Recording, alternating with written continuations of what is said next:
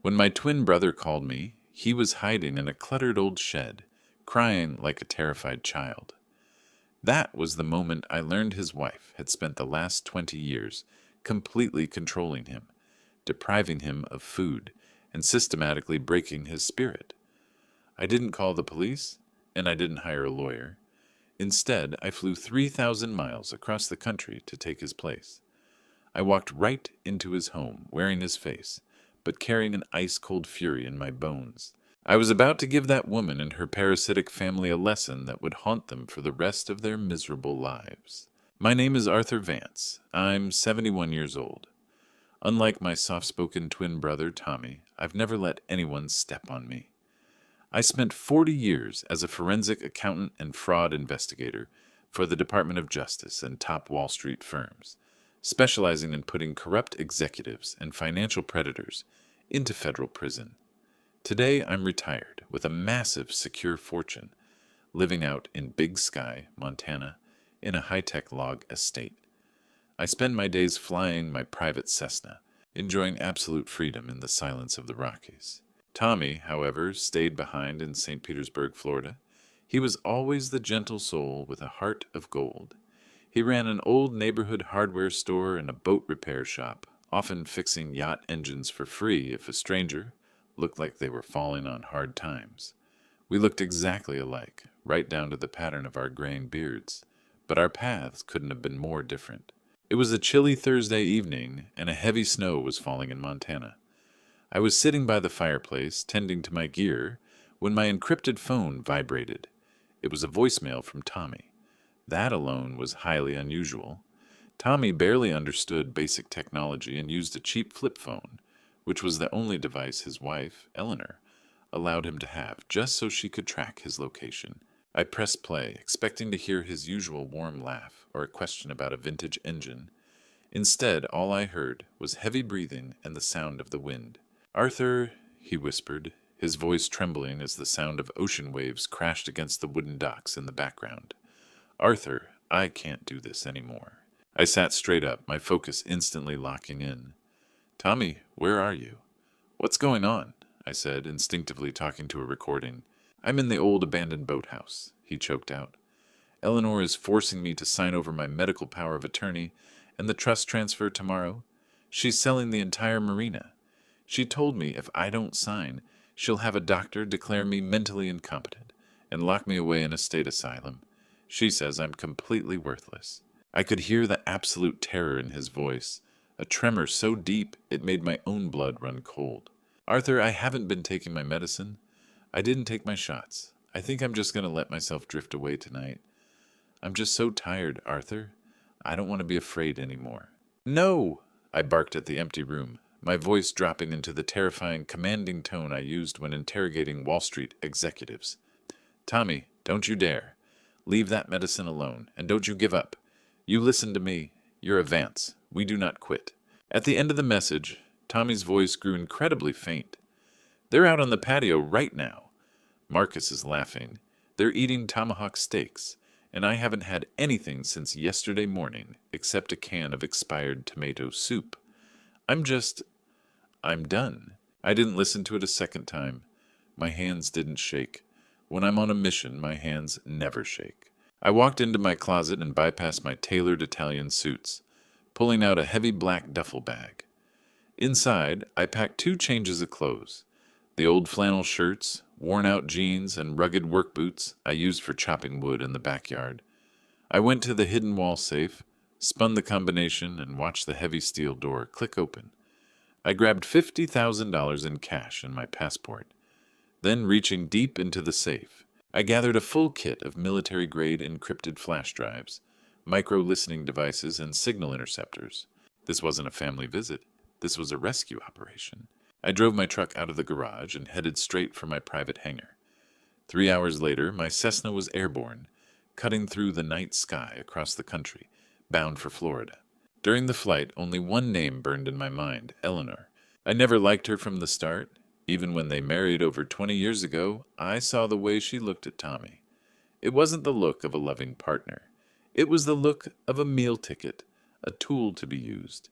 But back then I was consumed by my career, chasing high-level government contracts, and I let my brother drift out of my daily life.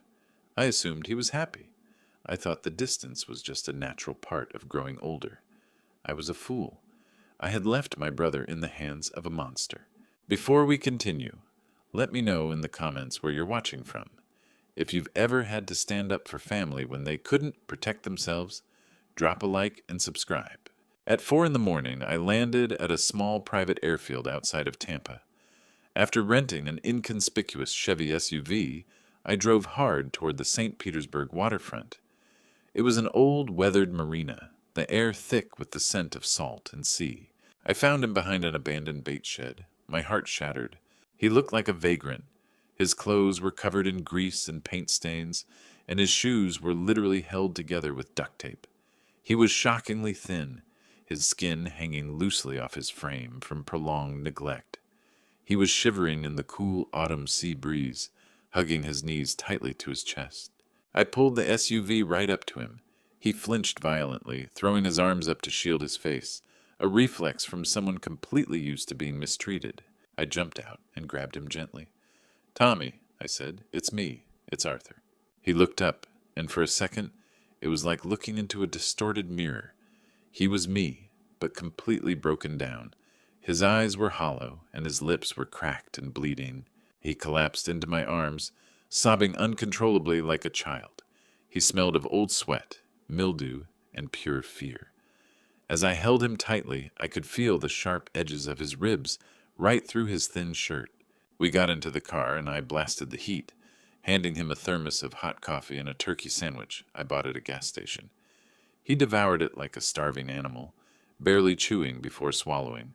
"Slow down," I said softly, "or you're going to get sick."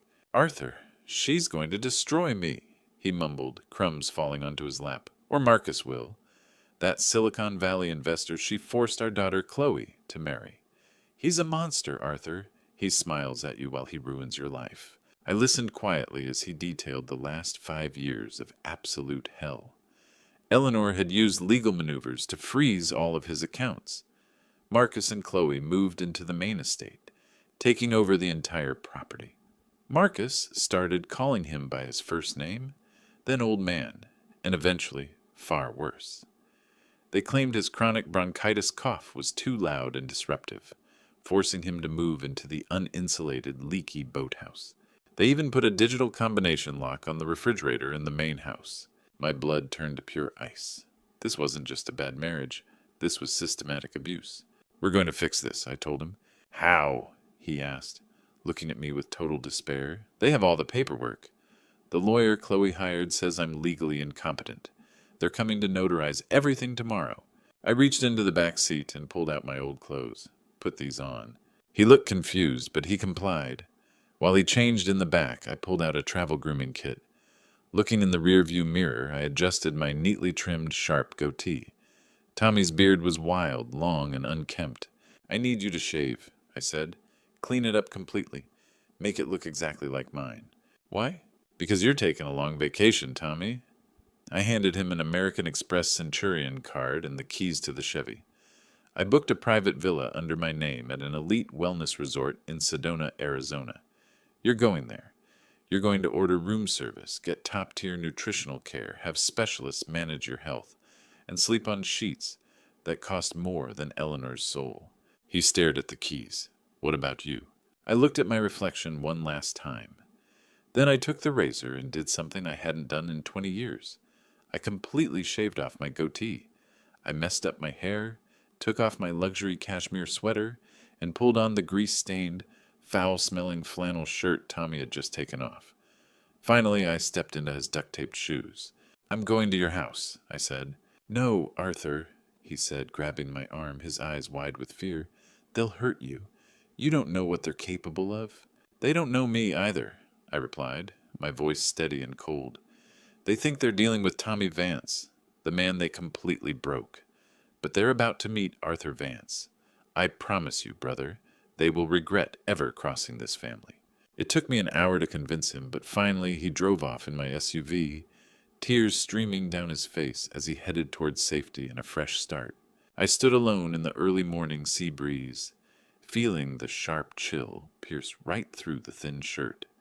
I felt the cold pavement through the holes in his shoes, experiencing firsthand the daily humiliation he had been forced to endure. I walked over to his rusty, dented old pickup truck. The engine sputtered and coughed for what felt like an eternity before it finally cranked to life. The cabin smelled heavily of mildew. I gripped the steering wheel so hard my knuckles turned white. A 10-minute drive brought me back to his property. It was a massive piece of prime waterfront real estate, featuring a beautifully renovated luxury main house and a deep-water dock built to harbor high-end yachts. This wasn't just a regular middle-class home. It was a predator's playground built on someone else's dime.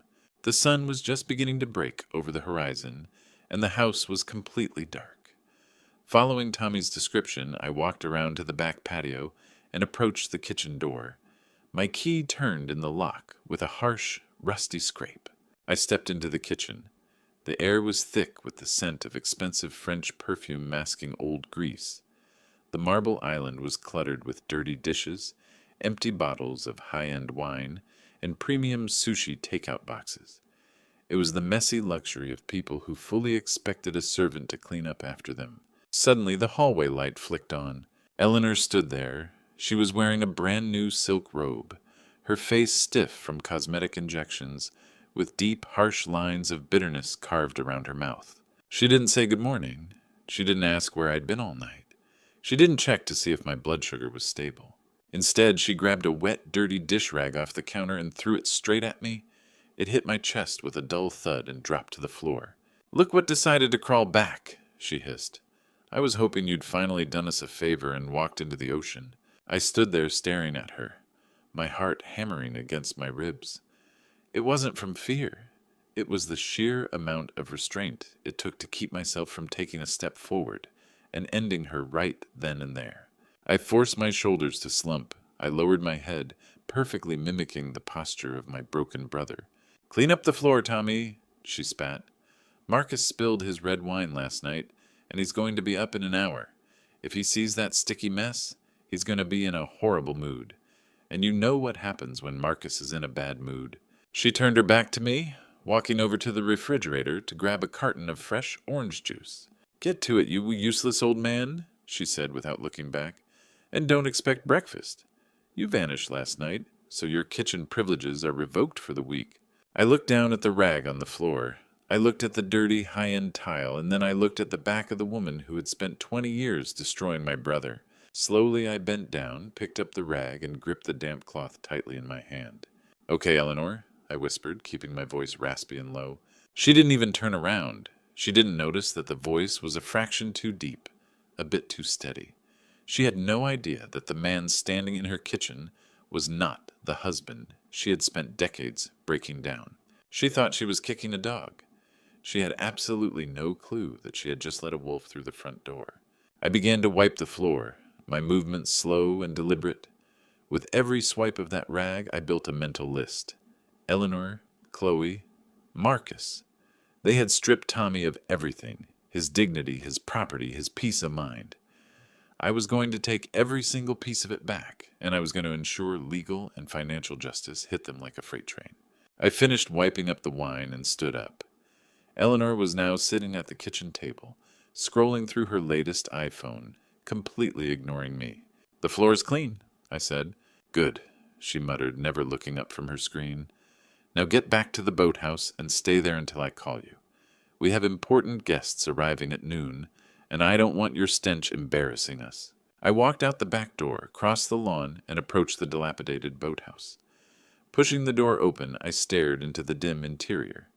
On the concrete floor sat a single mattress with a stained pillow.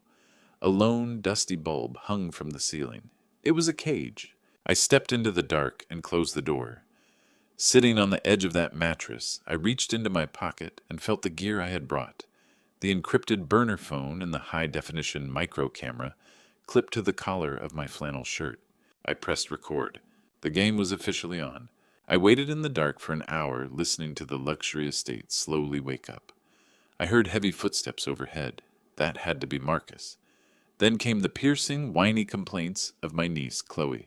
"Where is my iced espresso?" Chloe complained loudly.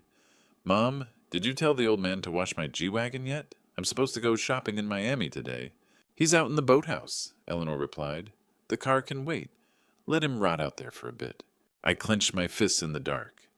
5 years ago, my brother had sold his most prized possession, a vintage Mustang Fastback, just to pay for Chloe's expensive tuition at USC.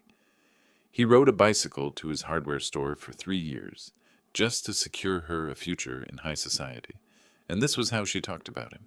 I stood up and paced the small space. I needed to see the enemy face to face.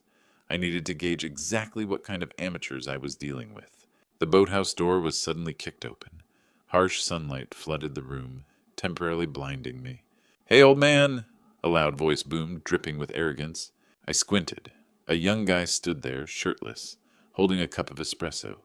He had the soft, unworked look of someone who had never done a hard day's labor in his life. Yet he carried himself like he owned the world. This was Marcus. "Chloe wants you to go fix the toilet in the master bath," Marcus barked.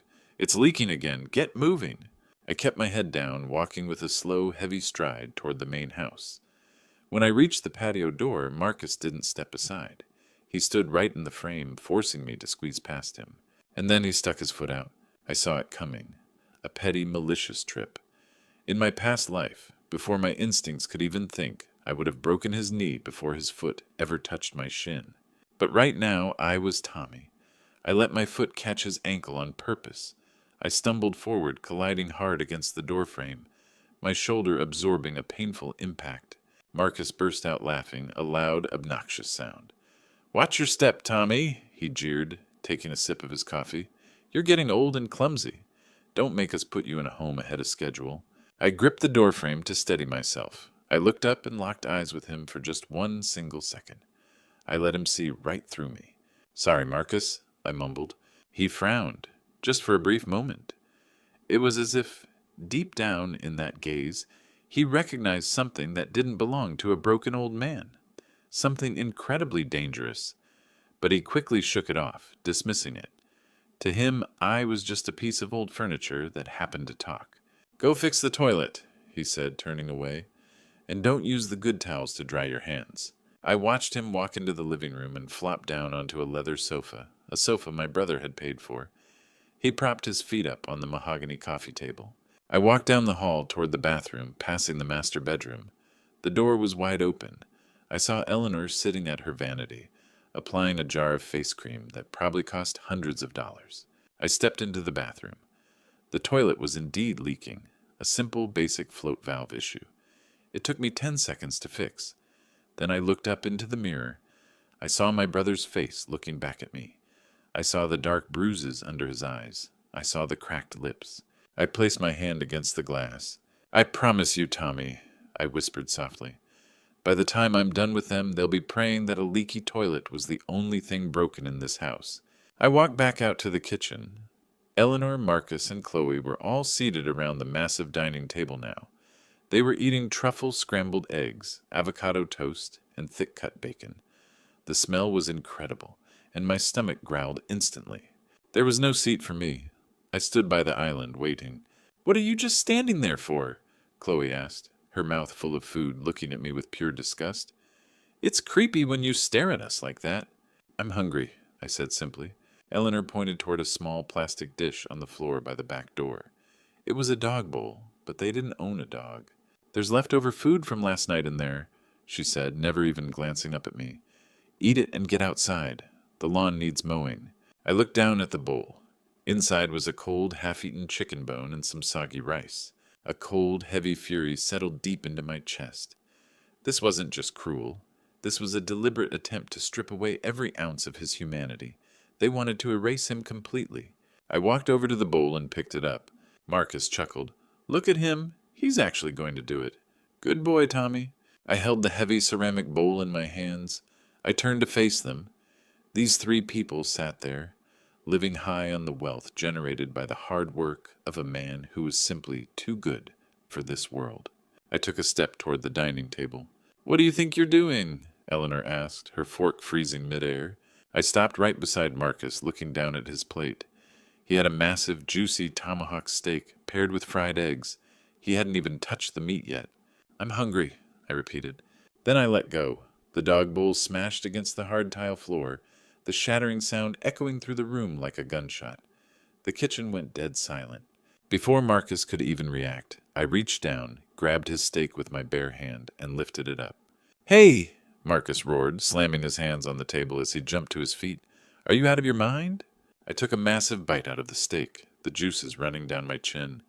I chewed slowly, locking my eyes onto his. Eleanor stood up, her face turning purple with rage. Spit that out! How dare you, you miserable old man! I swallowed the meat. It tasted incredible.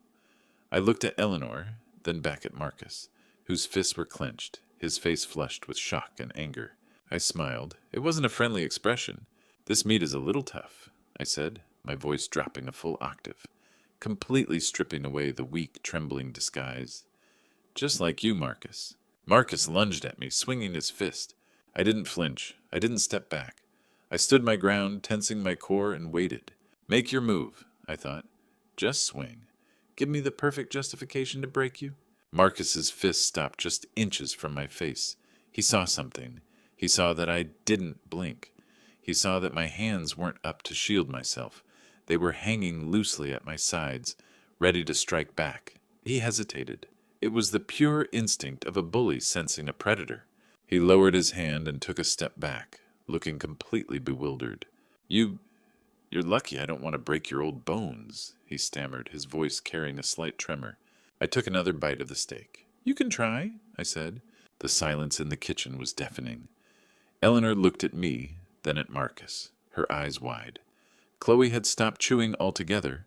I turned around, walked toward the back door, and finished the rest of the steak as I stepped out into the afternoon sun.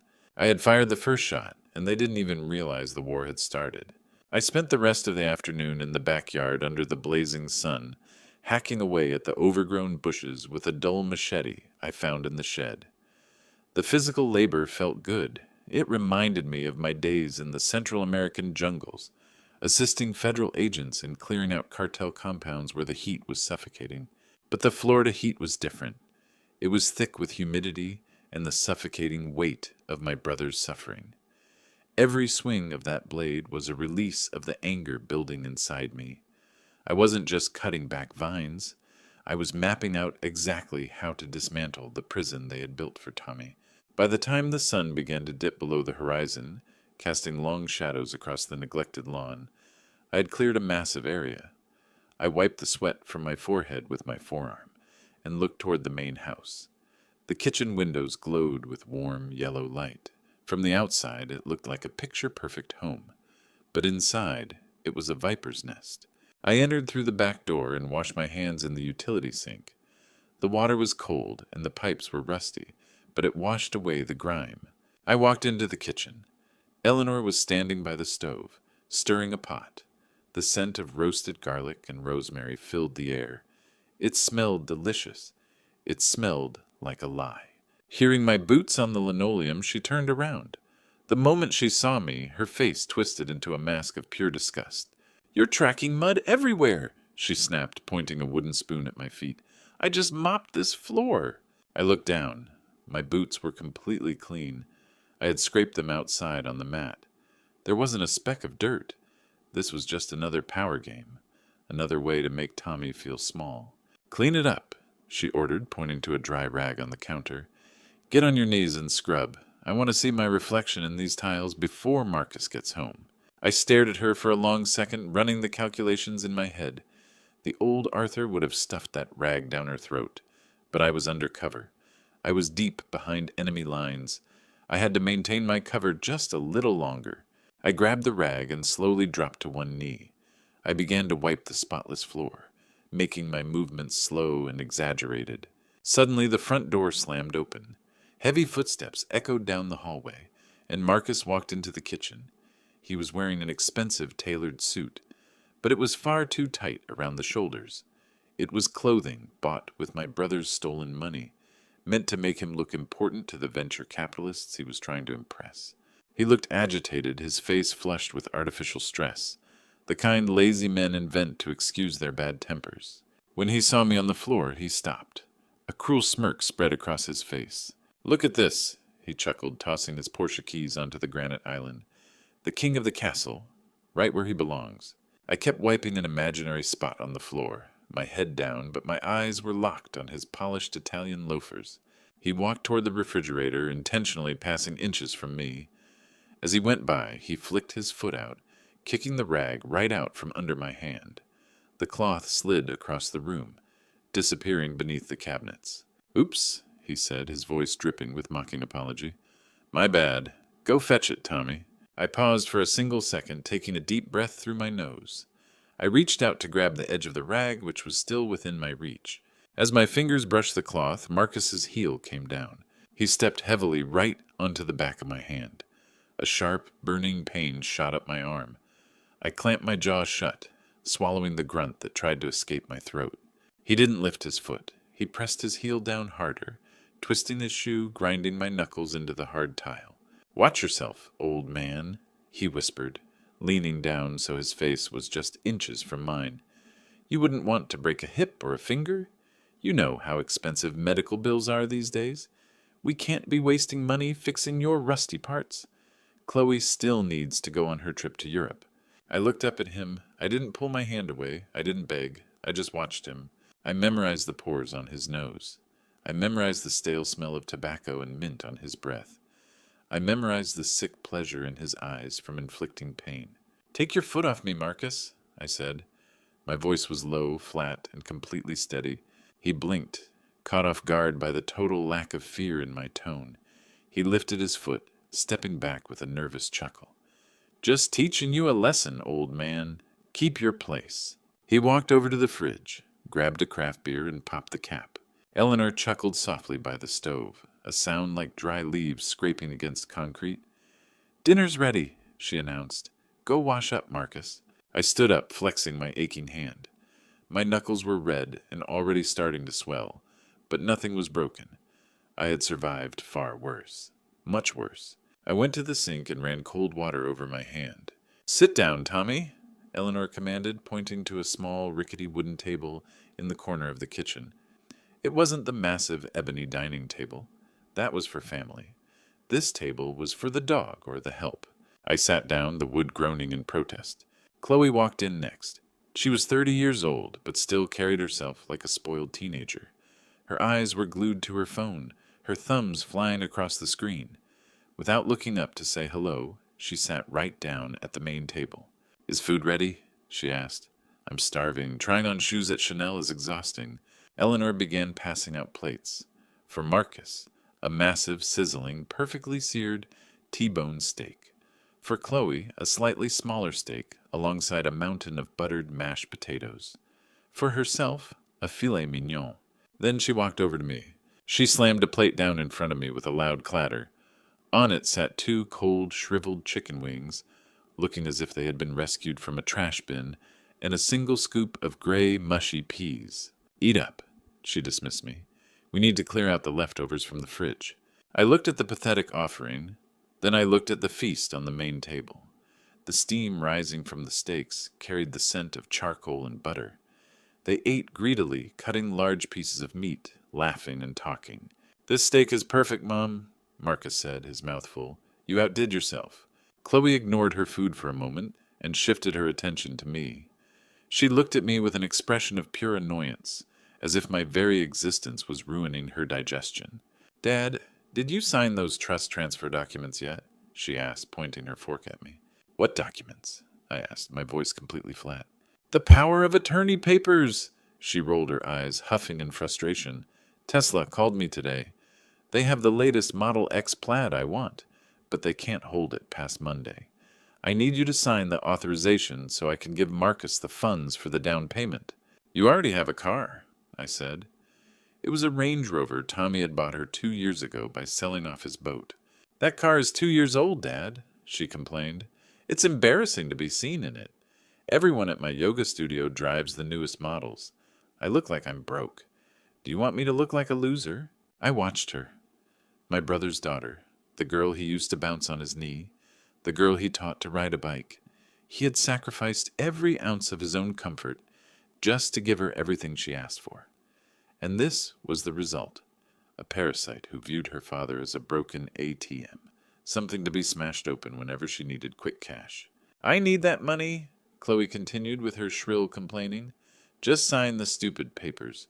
You sit here doing nothing all day anyway. What do you even need money for?" She turned back to her steak, cutting into it with a sense of entitled arrogance. I looked down at my cold, pathetic chicken wings. I felt the hunger gnawing at my stomach, but far stronger than the hunger was the feeling of injustice, burning like hot coals in my gut. I stood up. The chair scraped against the floor with a loud, jarring sound that cut through their conversation. They all stopped eating and stared at me. "Where are you going?" Eleanor snapped. "You aren't finished with your food. Sit back down." I ignored her. I walked slowly toward the main table. My pace was heavy, deliberate. I walked straight up to Marcus. He looked up at me, a forkful of steak halfway to his mouth. "What do you want, old man?" he asked. I didn't say a word. I reached out and plucked the fork right out of his hand. He was so stunned he didn't even resist. I laid the fork on the table. Then I bent down and picked up his plate. The steak was huge, juicy, and perfectly pink in the center. The mashed potatoes were still steaming. "Hey!" Marcus shouted, starting to rise. "That's my dinner." I looked at him. I didn't blink. I didn't back down. "Sit down," I said. It wasn't a request. It was an order. The kind you give to a recruit about to make a fatal mistake. The kind of order that allowed for no argument. Marcus froze. He was halfway out of his chair, his face flushed with rage, but his legs simply stopped working. He saw something in my face. He saw Arthur Vance, the man who had stared down international criminals for decades. He saw a man who had survived countless situations that would have made anyone else break. He slowly sat back down, confused by his own sudden fear. I carried the plate back to my wobbly little table. I swept my plate of cold chicken wings onto the floor with the back of my hand. Ceramic shattered. Peas scattered everywhere. Eleanor shrieked, "Are you insane? Look at this mess." I sat down. I placed Marcus's steak in front of me. I picked up my knife and fork. I cut off a large piece of meat, put it in my mouth, and chewed slowly, savoring the taste and the dead silence that had descended over the room. It was the best steak I'd ever eaten. You can't do this," Chloe stammered, her gaze darting between me and Marcus. "Mom, do something. He's lost his mind." Eleanor was shaking. Her face was a mask of pure fury. "You're paying for that broken plate, Tommy. You're going to pay for every single thing you break. Get out of my kitchen. Get out right now." I swallowed the meat. I took another bite. I didn't look at her. I kept eating, methodically dismantling the steak. Marcus stood up again. His shock was fading, replaced by the humiliation of having his food stolen by an old man. He grabbed a steak knife from beside his empty placemat. His knuckles were white. "Give me back my plate," he growled, taking a step toward me. "Right now, or I swear I'll make you regret it." I stopped chewing. I gently set my fork down and turned in my chair to face him. My right hand stayed on that steak knife, a heavy serrated blade with a wooden handle. I looked at the knife in his hand. Then I looked into his eyes. I stood up. I didn't rush. I unfolded my frame to its full height. I'm 6'2", but I usually slouch to blend in. Now I stood straight. I seemed to grow infinitely tall in that room, casting a long shadow over the table. I gripped my knife, not like a diner, but like a weapon. My thumb pressed against the spine of the blade, ready to strike. I took a step toward him. Marcus flinched. He retreated a step and bumped into the table, making the glasses clatter. "You want to play with knives, kid?" I asked softly. My voice sounded like low-rolling thunder. He swallowed hard, his Adam's apple bobbing. He looked at the knife in my hand, then at the cold, dead look in my eyes. In that second, he realized that he was holding a piece of cutlery, while I was holding an extension of my will. He realized that if he dared to lunge at me, I wouldn't just defend myself, I would end him. Primitive, undeniable fear flooded his eyes. He lowered the knife, his hand trembling. You're a lunatic," he whispered. I stepped closer, invading his personal space, forcing him to look up at me. "The meat was a little tough," I said casually, as if we were discussing the weather. "But I've got good teeth." I stared at him for 3 seconds. 1, 2, 3. It was enough time for him to understand that I was the one in control now. enough for him to know that the power dynamic in this house had just shifted forever. I turned my back on him, a calculated risk, a display of utter contempt. I walked out of the kitchen, leaving the half-eaten steak on the table. I heard Eleanor gasping for air. I heard Chloe whimpering, but I didn't hear Marcus move a single inch. He was pinned in place by the fear of the unknown. I walked down the hall to the boathouse, opened the door, and stepped into the darkness. This was just the first skirmish. The lines had been drawn. For the first time in 20 years, the Vance family had a man who was ready for war. Early the next morning, heavy footsteps echoed across the wood floors of the main house, traveling all the way down to my boathouse. 6 a.m. Marcus was up early, which was highly unusual for a man who typically slept until noon. I knew exactly why he was up. Last night, at midnight, while they were fast asleep, I had slipped into the main house. As a forensic investigator, I was skilled at following money trails, but I was equally skilled at breaking and entering. I used my own tools to pick the study door in 10 seconds, extracting the cache data from Marcus's laptop. I had found the truth. It wasn't just run-of-the-mill elder abuse. It was a play for millions. A shell company called Obsidian Development, actually a front for a major Silicon Valley tech giant, was secretly buying up the bay to build a super-luxury private yacht club and tech park. The marina and the main house in Tommy's name were the keystone parcel for the entire project. Without Tommy's land, their port couldn't connect to the main shipping channel. The secret offer to Marcus from the developers was $12 million. No wonder they were in such a rush to get Tommy to sign that power of attorney and trust transfer. Once Marcus gained control, he planned to sell the land, his own offshore shell company, for a few $100,000, then sell it to the developers for the full $12 million, pocketing the fortune. I also discovered that Marcus had been wiped out in a crypto crash and owed a Russian syndicate in Miami $2 million. He had to pay them by next week, or he was a dead man. I stretched my limbs, feeling the damp chill of the boathouse floor soaking into my bones. I checked the Glock concealed under my flannel shirt. Then I pushed the door open and headed for the main house. My boots hit the patio deck with a heavy, deliberate rhythm. Thud, thud, thud. I opened the kitchen door. Marcus was standing by the coffee machine, his hands shaking as he poured water into the reservoir. He jumped when the door opened, turning so quickly that he splashed water all over the counter. His face was pale, his eyes wide and bloodshot. He looked like he'd seen a ghost. In a way, he had.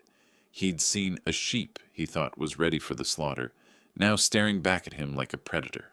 "Good morning, Marcus," I said, my voice like grinding gravel. He stared at me, his mouth opening and closing like a dehydrated fish. You're up."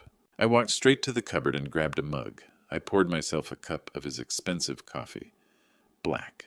I took a sip and stared at him over the rim of the cup. "I slept like a baby," I said, "though the air in the boathouse was a bit strange last night. Smelled like burning wires." Marcus swallowed hard, his throat tight. "Yeah?" he stammered. "Old house, you know. Electrical issues." I took a step closer to him, invading his personal space. I could smell the pure terror radiating off him, the sour, sharp scent of cold sweat. Just last night, before slipping back into the boathouse, I had found that the external electrical panel on the wall had been intentionally tampered with. A high-voltage wire had been stripped raw and carefully rigged right against the aluminum window frame. The moment the morning humidity peaked, or the next rain hit, the entire boathouse would have gone up in a sudden blaze, with the person inside trapped by a deadbolt jammed from the outside. It was a setup for a lethal house fire, custom designed to look like old, faulty wiring. But I know circuits. I had safely cut that stripped wire and rerouted it underground, tapping directly into the heavy-duty line powering Marcus's custom Tesla fast-charging station. "It wasn't old wiring, Marcus," I said softly. "Someone took a pair of pliers to it." His eyes darted frantically toward the back door, then snapped back to me. "You're talking nonsense, old man. Who would do something like that?" "I don't know," I said, shrugging effortlessly. "Maybe they wanted to fix something and got sloppy. People make devastating mistakes when they play with powerful tools they don't understand." I took another calm sip of his coffee, letting the heavy silence stretch out. I watched him sweat. "But don't worry," I continued. I fixed it. I reconnected the line. I'm very handy when it comes to repairs, Marcus. I understand mechanics, and I understand high voltage currents.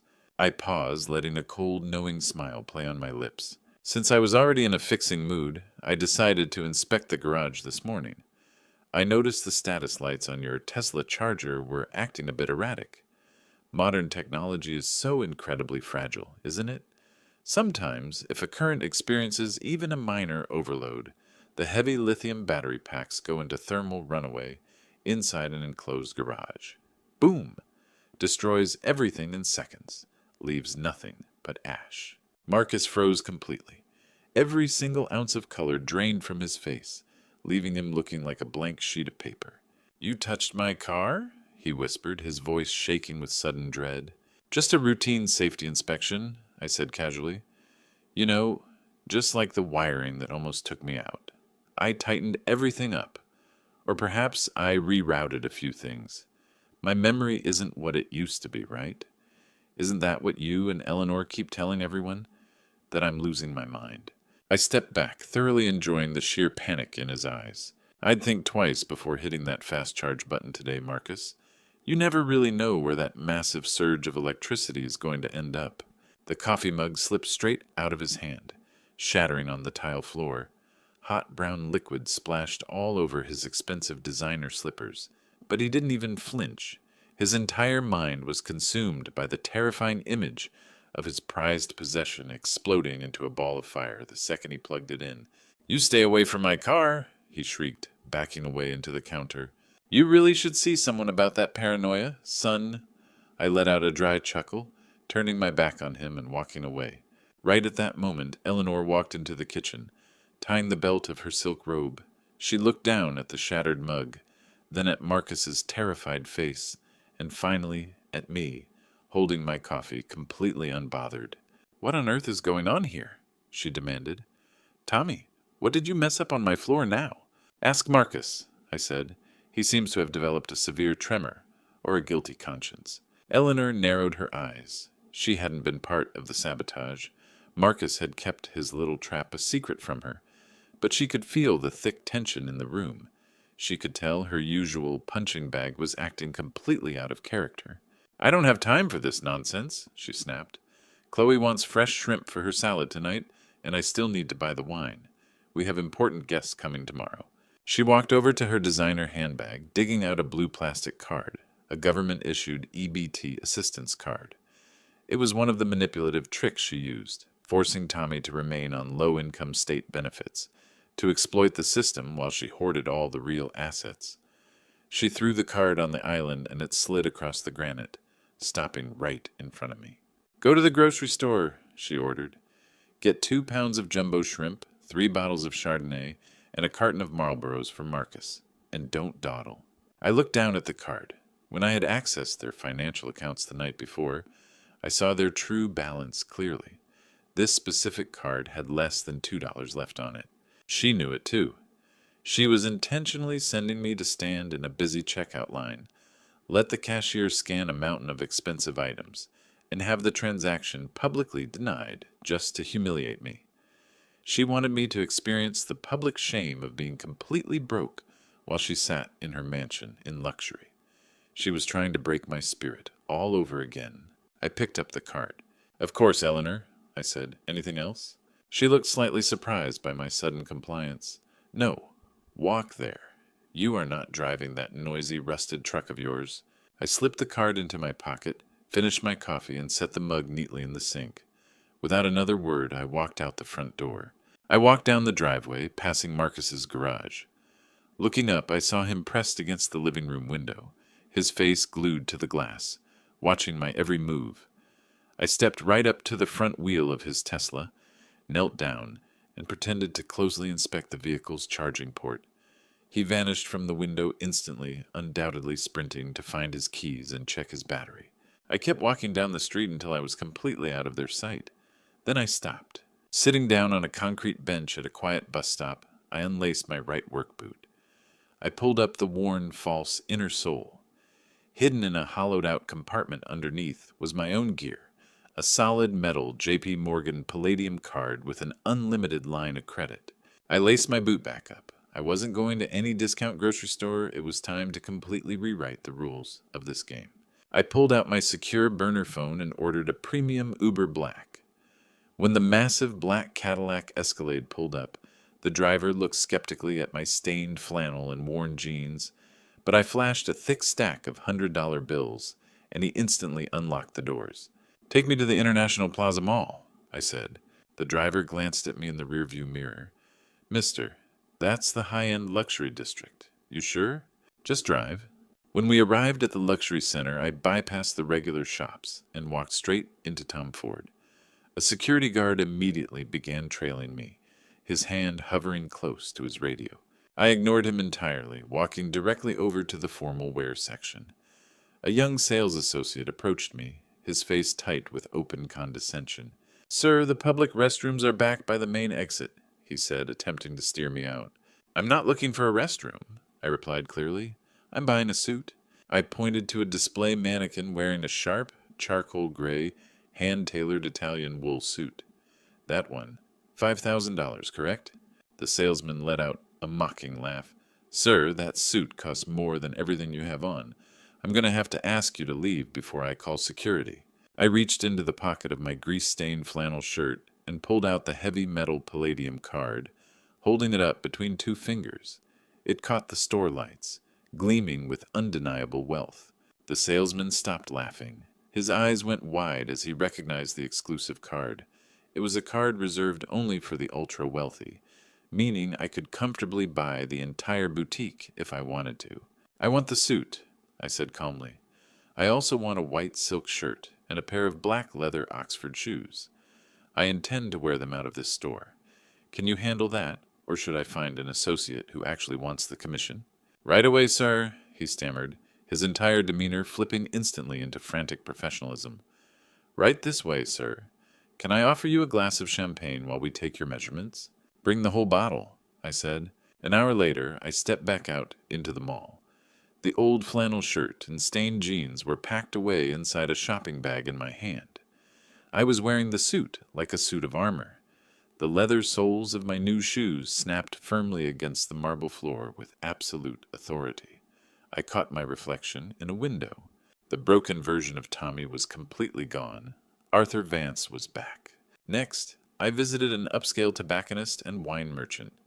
I bought a case of vintage Bordeaux instead of the cheap wine Eleanor had ordered, along with a box of premium Cuban cigars. I stepped into the luxury watch boutique next door and purchased a solid gold Rolex Day-Date. Finally, I called a professional car service. No more Ubers. It was time to make a real statement. "I need a Mercedes Maybach S-Class," I told the dispatcher.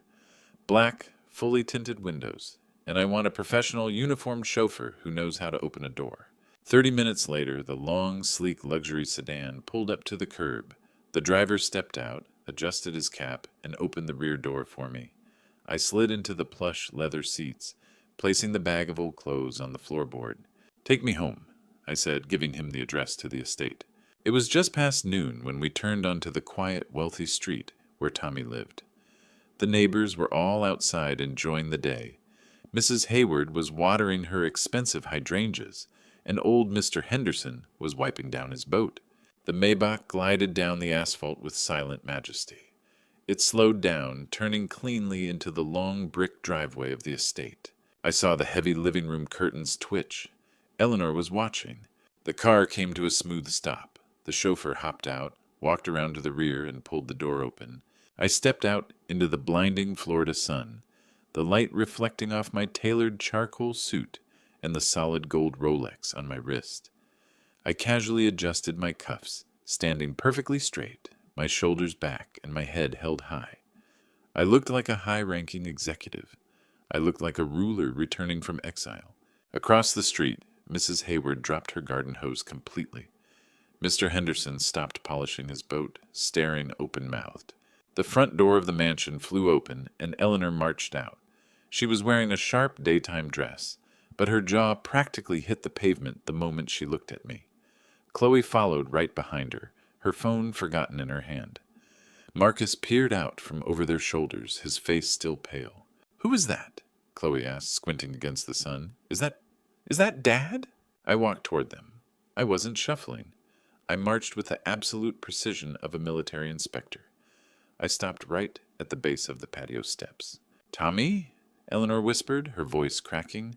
Her eyes scanned the custom suit, the pristine leather Oxfords, and then the vehicle behind me. Where Where did you get all this? Did you steal it? Did you commit a robbery? Is the police coming for you?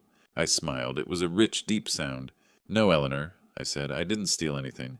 Then what is this? Chloe screamed, her voice hitting a glass-shattering register. That's a Maybach. That suit costs thousands. You don't have $2 to your name. I reached into the inner pocket of my suit jacket, pulled out a crumpled receipt from earlier, and tossed it casually onto the ground. I got lucky, I said simply. Lucky? Marcus took a step forward, the intense greed in his eyes temporarily overriding his fear from this morning. What do you mean, lucky? I took the last $10 I had and bought a Florida Powerball scratch-off at the gas station this morning. I lied smoothly, fabricating a story they would instantly swallow. All three of them froze completely. The air seemed to vanish from the yard, replaced by a pure, suffocating greed. I could see the gears turning in their minds, dollar signs flashing wildly behind their eyes. How much? Eleanor's voice trembled with sudden desperation. How much did you win, Tommy? I smiled, looking from the house to the car, and then directly into their eyes. Enough, I said. Enough to buy a completely new life. I nodded to the chauffeur, who opened the trunk and lifted the heavy case of vintage Bordeaux. Take it to the kitchen, I instructed him. I walked up the steps, passing right through my stunned, frozen family. As I went by Marcus, I gave him a patronizing tap on the cheek. Don't worry about the shrimp, I said. We're having steak tonight. Real steak. I walked into the house, leaving them standing in the driveway, staring at that black Maybach, as if a chariot from heaven had just landed on their lawn. The bait was cast, the hook was set. Now it was time to reel them in. The moment I stepped into the living room, the atmosphere instantly shifted from shock to a chilling, predatory hunger. Chloe recovered first. She stared at my new suit, locked her eyes onto the heavy gold Rolex on my wrist, and then focused entirely on the noticeable bulge in my jacket pocket, a thick stack of cash I had intentionally placed there. There wasn't a shred of joy for her father in her eyes. There was only calculated greed. She marched right up to me, thrusting her palm upward. "Give it to me," she commanded. I looked down at her hand, then up at her face. "Excuse me? The ticket, the cash, or whatever else you got." Chloe snapped her fingers impatiently. "Hand it over right now. You're old, Dad. You have absolutely no idea how to handle that kind of money. You're just going to lose it, or get scammed. I'm the one with a business degree, remember? I know how to invest, and I know how to make money grow." I almost laughed out loud. This was a woman who had just maxed out 3 credit cards on designer handbags, and had dropped out of college after 2 semesters because waking up early was too exhausting. "I'm not giving you a single dime, Chloe," I said smoothly. Her face twisted into an ugly mask of pure rage. "You owe me!" she shrieked. "You owe me! You ruined my life. Don't act like I forgot my graduation. You embarrassed me in front of everybody." That memory hit me like a physical blow, because years ago, Tommy had wept over the phone telling me about that exact day. He had sold his prized 1970 Ford pickup truck, a labor of love he had spent a decade restoring with his own greasy hands. He sold it to pay off her final tuition balance so she could walk across that stage. And when he showed up to the ceremony, wearing his finest clean work shirt because he couldn't afford a suit, she pretended she didn't know him. She told her high society friends he was just a custodian. "I sold my truck for you," I said softly.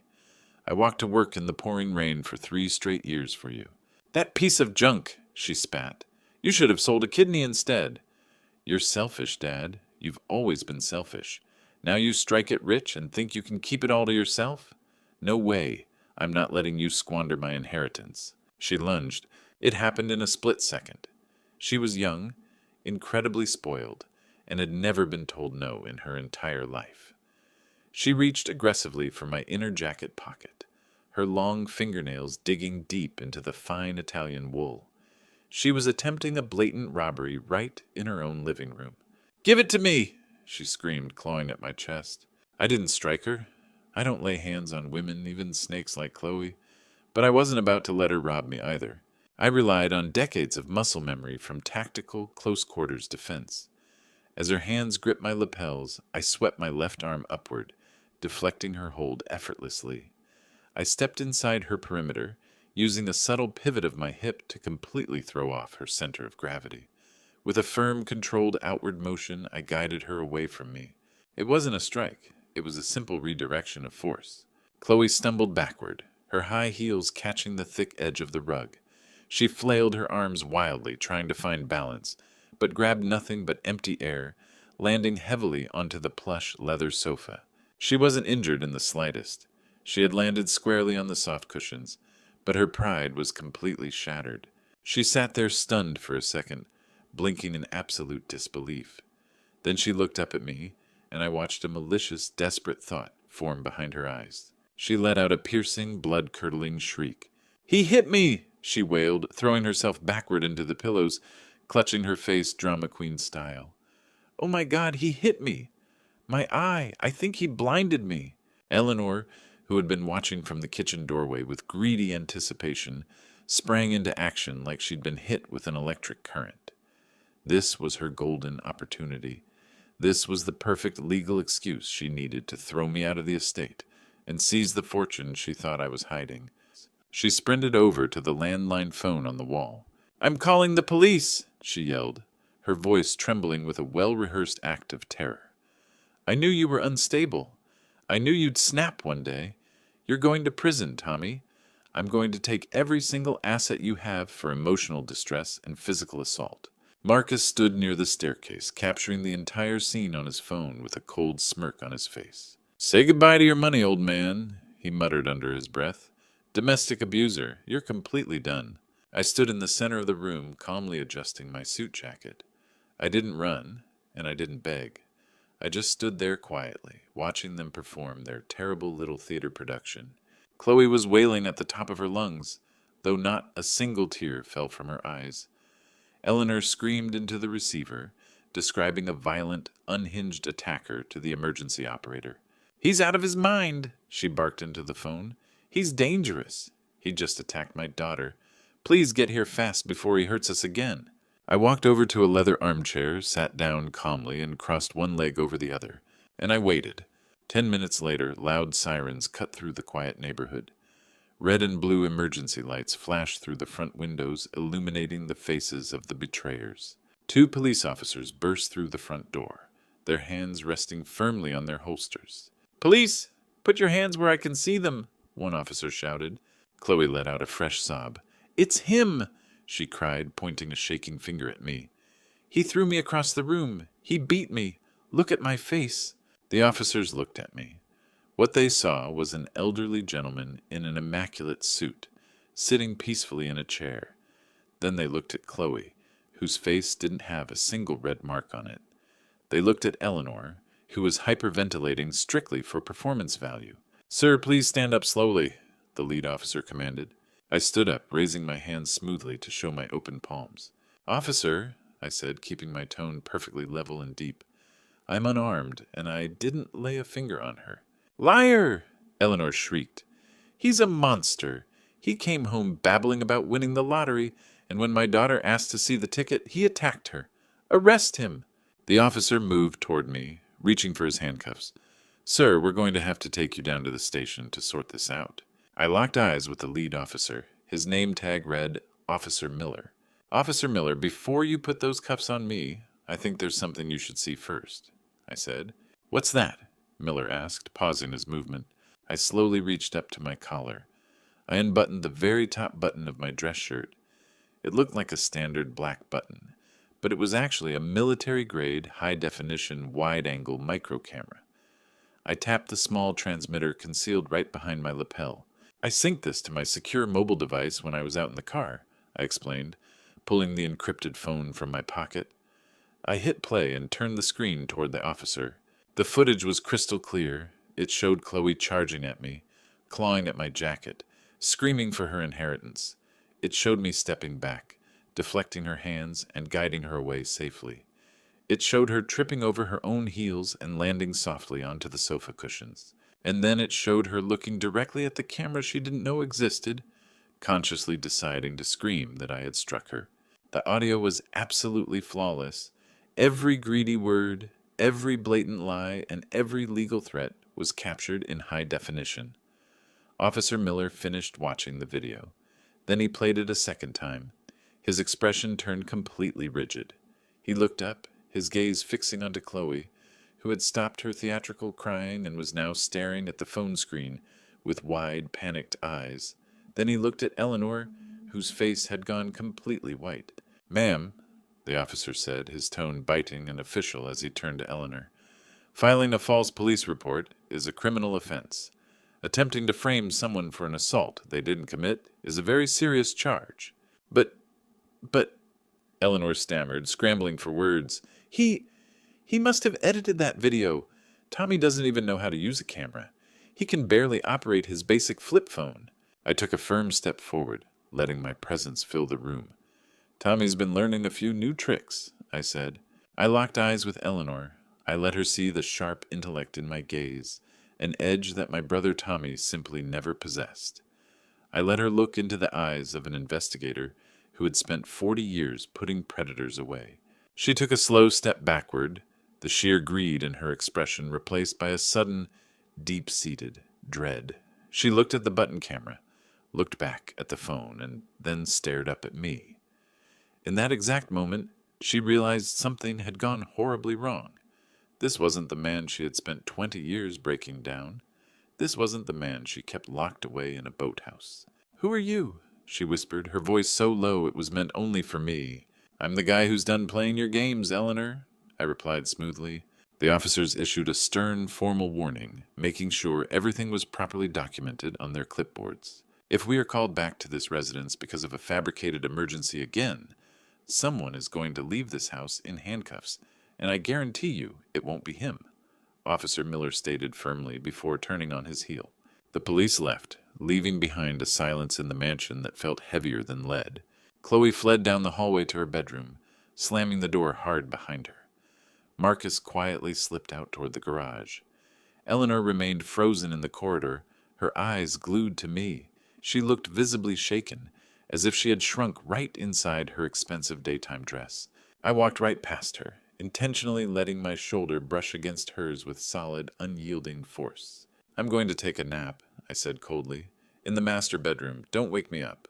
I walked straight into the luxurious room she and Marcus had claimed. With a single sweep of my arm, I knocked Marcus's collection of expensive designer colognes off the vanity, watching them shatter into pieces on the floor. Then I locked the door behind me. I lay down on the massive king-sized bed, a bed paid for entirely by my brother, but one he hadn't been allowed to sleep in for 5 long years. I closed my eyes, but I didn't sleep. I listened. I listened to them whispering frantically down in the kitchen. They were absolutely terrified. Good. Fear makes people desperate, and desperate people make devastating mistakes. I was counting on them to play their next hand poorly. The lottery lie had worked beautifully. The camera had worked perfectly. Now it was time to turn up the heat. The next morning, sharp sunlight cut through the blinds of the master bedroom. I stretched out, enjoying the absolute luxury of the high-thread count sheets my brother's hard work had financed. The house was incredibly quiet. Too quiet. The screams and frantic arguments from yesterday had completely vanished, leaving behind a suffocating tension in the air. I unlocked the bedroom door and stepped into the hallway. The rich aroma of sizzling bacon and fresh premium coffee hit me instantly. This wasn't the cheap instant stuff. It was the scent of high-end gourmet beans. I walked into the kitchen. Eleanor was standing by the stove, carefully flipping blueberry pancakes. Hearing my heavy footsteps, she turned around and flashed a bright smile. It was a deeply unsettling sight. The corners of her mouth were turned up, but her eyes remained as cold and calculated as a reptile's. "Good morning, Tommy," she said, her voice dripping with artificial sweetness. "I made your absolute favorite. Blueberry pancakes and extra crispy bacon. Have a seat, sweetheart." Sweetheart. It had been 20 years since she used a term of endearment with Tommy. Usually it was useless or idiot. I took a seat at the main dining table. She immediately placed a massive plate piled high with food right in front of me. then poured me a fresh cup of coffee. She even let her hand rest gently on my shoulder, a manipulative, lingering touch that made my skin crawl. "I am so incredibly sorry about everything that happened yesterday," she said softly, lowering her voice. "We were all just so overwhelmed and shocked by the lottery news. We reacted poorly.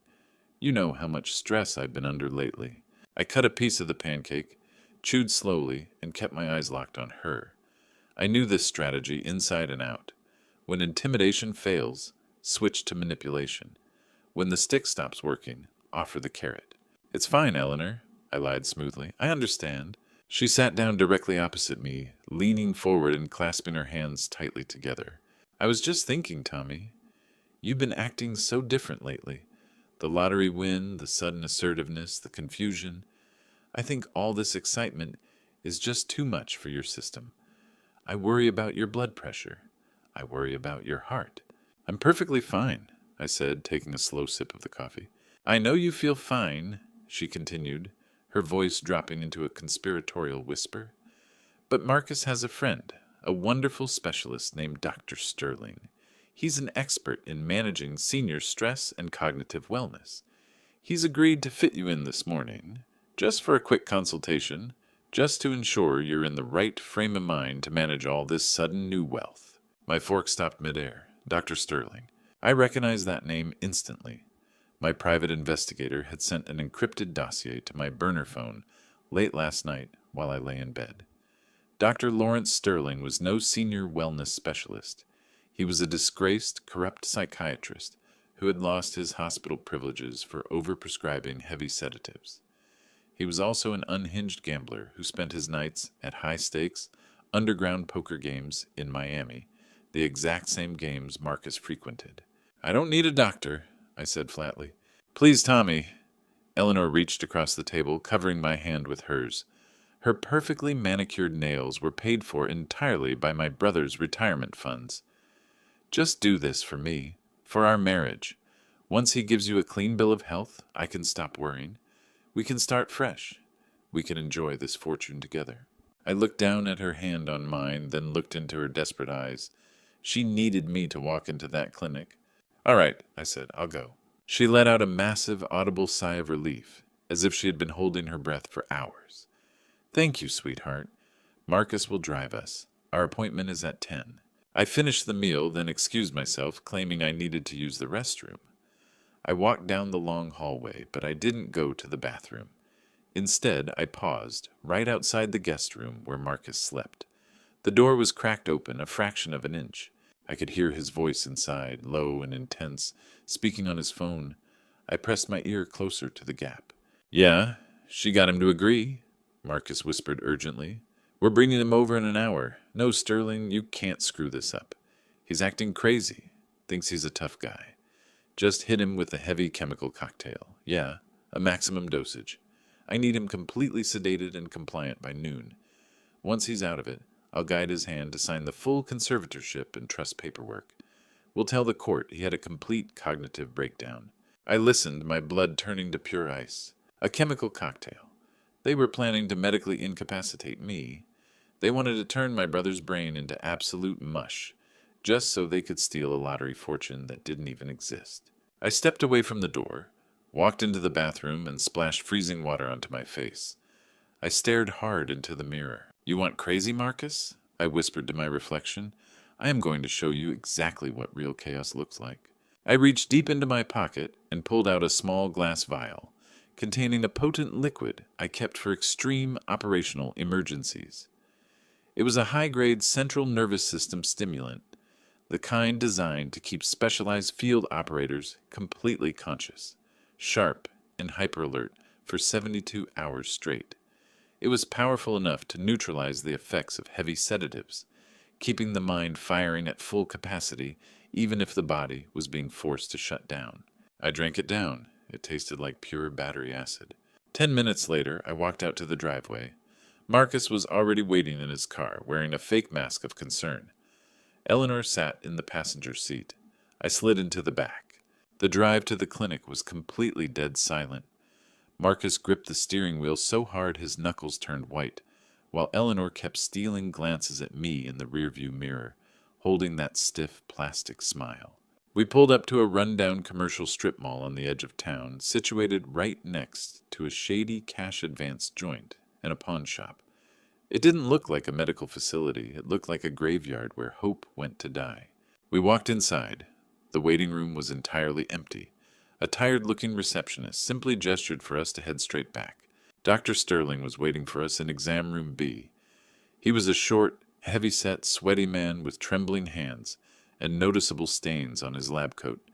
He looked exactly like a man who owed a lot of money to very dangerous people. Because he did.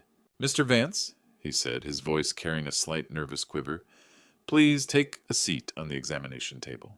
Eleanor and Marcus stood shoulder to shoulder right by the doorway, effectively blocking the only exit. I hopped onto the table, casually swinging my legs as I looked around the room. There were no medical licenses on the wall, only corporate pharmaceutical posters. "So what seems to be the trouble?" Sterling asked, completely avoiding my gaze. "My wife thinks I've lost my mind," I said cheerfully. "Just because I struck it rich on a lottery ticket."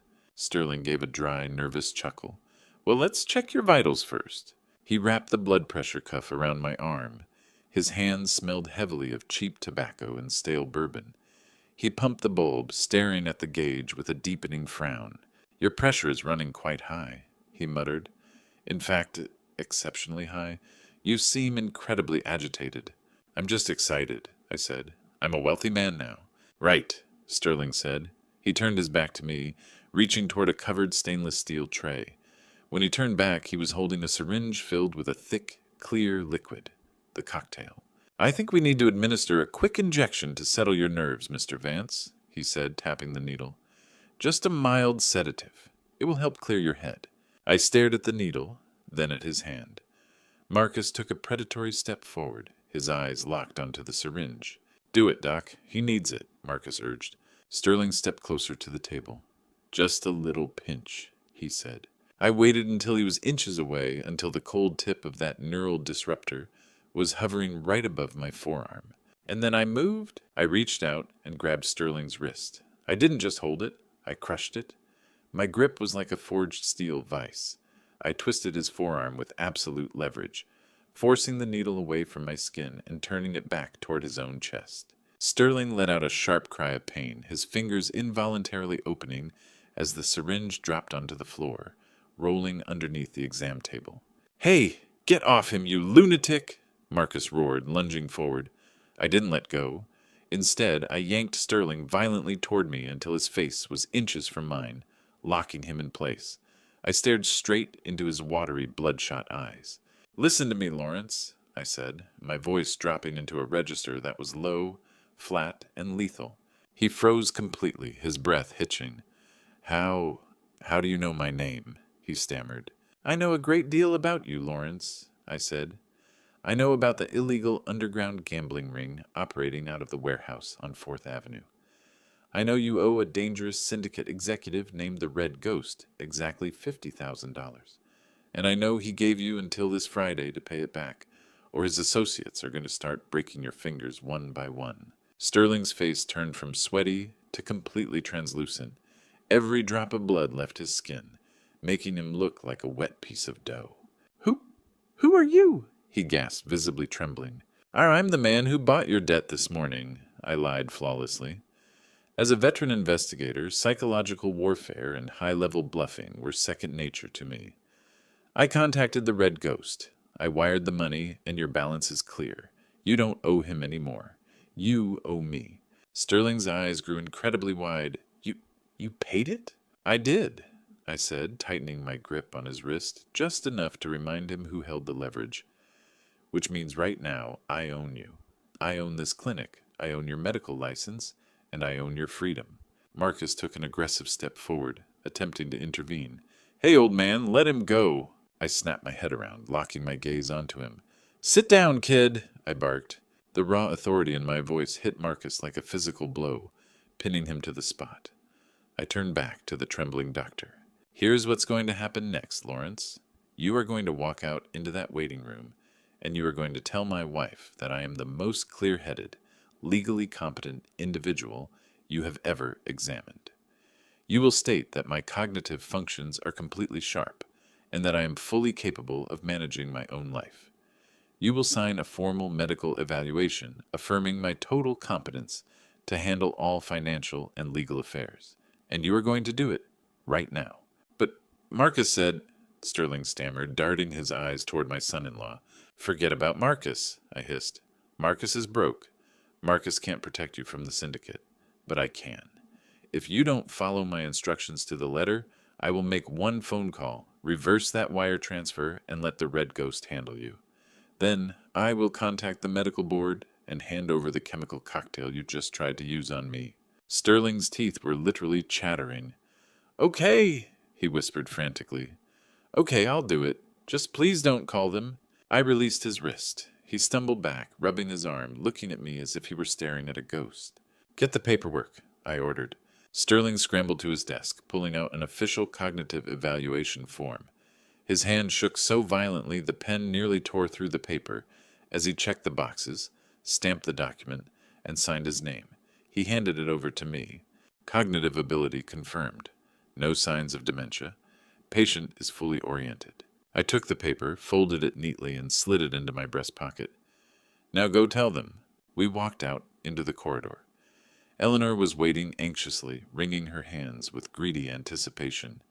She looked at Sterling, waiting for the medical verdict that would hand her total control over my life. "Well, doctor?" she asked. "Does he need to be committed?" Sterling looked at Eleanor, then at Marcus, who was standing behind me, looking completely lost. Finally, he looked at me. "Mrs. Vance," Sterling said, his voice still carrying a noticeable tremor, "your husband is in perfect health. His mental state is entirely flawless. In fact, his cognitive test results are well recognition above average. There is absolutely nothing to worry about. He is legally and medically competent." Eleanor's jaw dropped. "What?" she shrieked. "That's impossible. He's having delusions. He's been aggressive. You said over the phone." "I was mistaken," Sterling cut her off sharply. "He is perfectly fine. Please take him home, and please do not return to my clinic." Sterling turned on his heel, slammed his office door shut, and threw the deadbolt. I turned to Eleanor and flashed a bright smile. "See, sweetheart," I said. "I told you I was fine. The doctor says I'm sharper than most." Eleanor stared at the locked door, then back at me, her face a mask of utter confusion and growing dread. She knew the plan. She knew Sterling was supposed to neutralize me. She couldn't comprehend how I had dismantled their trap in less than 5 minutes. She looked at me, and for the first time in 20 years, she was truly seeing me. She noticed the commanding way I stood, the total lack of fear, and the cold, unyielding intelligence in my eyes. "Let's go home," I said, walking right past her. "I have a lot of investment decisions to make."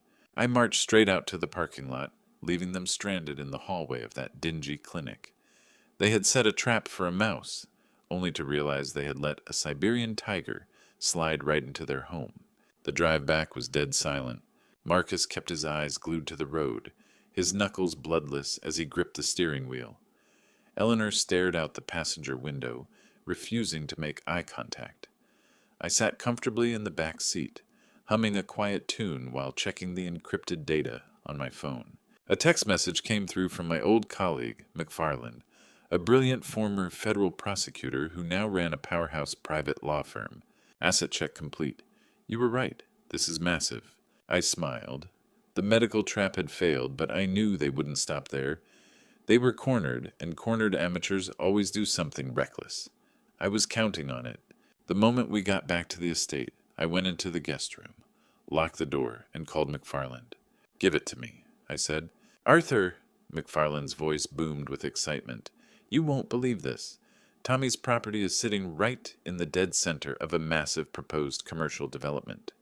A major Silicon Valley developer has spent the last 2 years quietly buying up the entire waterfront.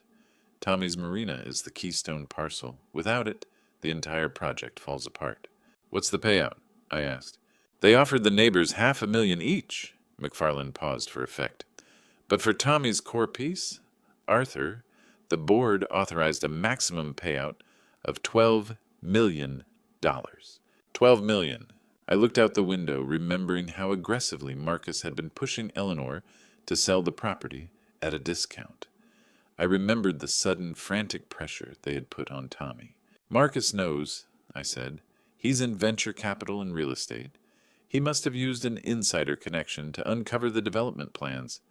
His play was to force Tommy to sign over the trust, sell the land to an offshore shell company he controls for pennies, and then flip it to the developers for $12 million.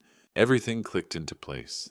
The starvation, the abuse, the desperate attempt to lock him away in an asylum. It wasn't just because they disliked him. It was for $12 million. They were entirely willing to erase him to get their hands on that money. I hung up the phone, feeling a hot wave of anger. They were trying to steal my brother's entire life and legacy. Just then, a soft knock came at the door. "Tommy?" Eleanor called out, her voice shifting back into that sickeningly sweet tone. "Sweetheart, open up. We need to talk." I opened the door. Eleanor was standing there holding a tray with English tea and biscuits. She was smiling, but her eyes carried a frantic, desperate energy. "I was just thinking," she said, stepping into the room. "Since we're celebrating your clean bill of health and your wonderful lottery luck, we should throw a party. A massive wedding anniversary party. 40 years, Tommy. Can you believe it?" I watched her, reading the gears turning in her head. She realized physical intimidation had failed, and the medical setup had blown up in their faces. Now she was retreating to the oldest trick in her book, public pressure and emotional manipulation. "A party?" I asked. "Yes," she said, setting the tray down. "This Saturday. We'll invite everyone, the neighbors, the country club crowd, everyone." She paused, licking her lips nervously.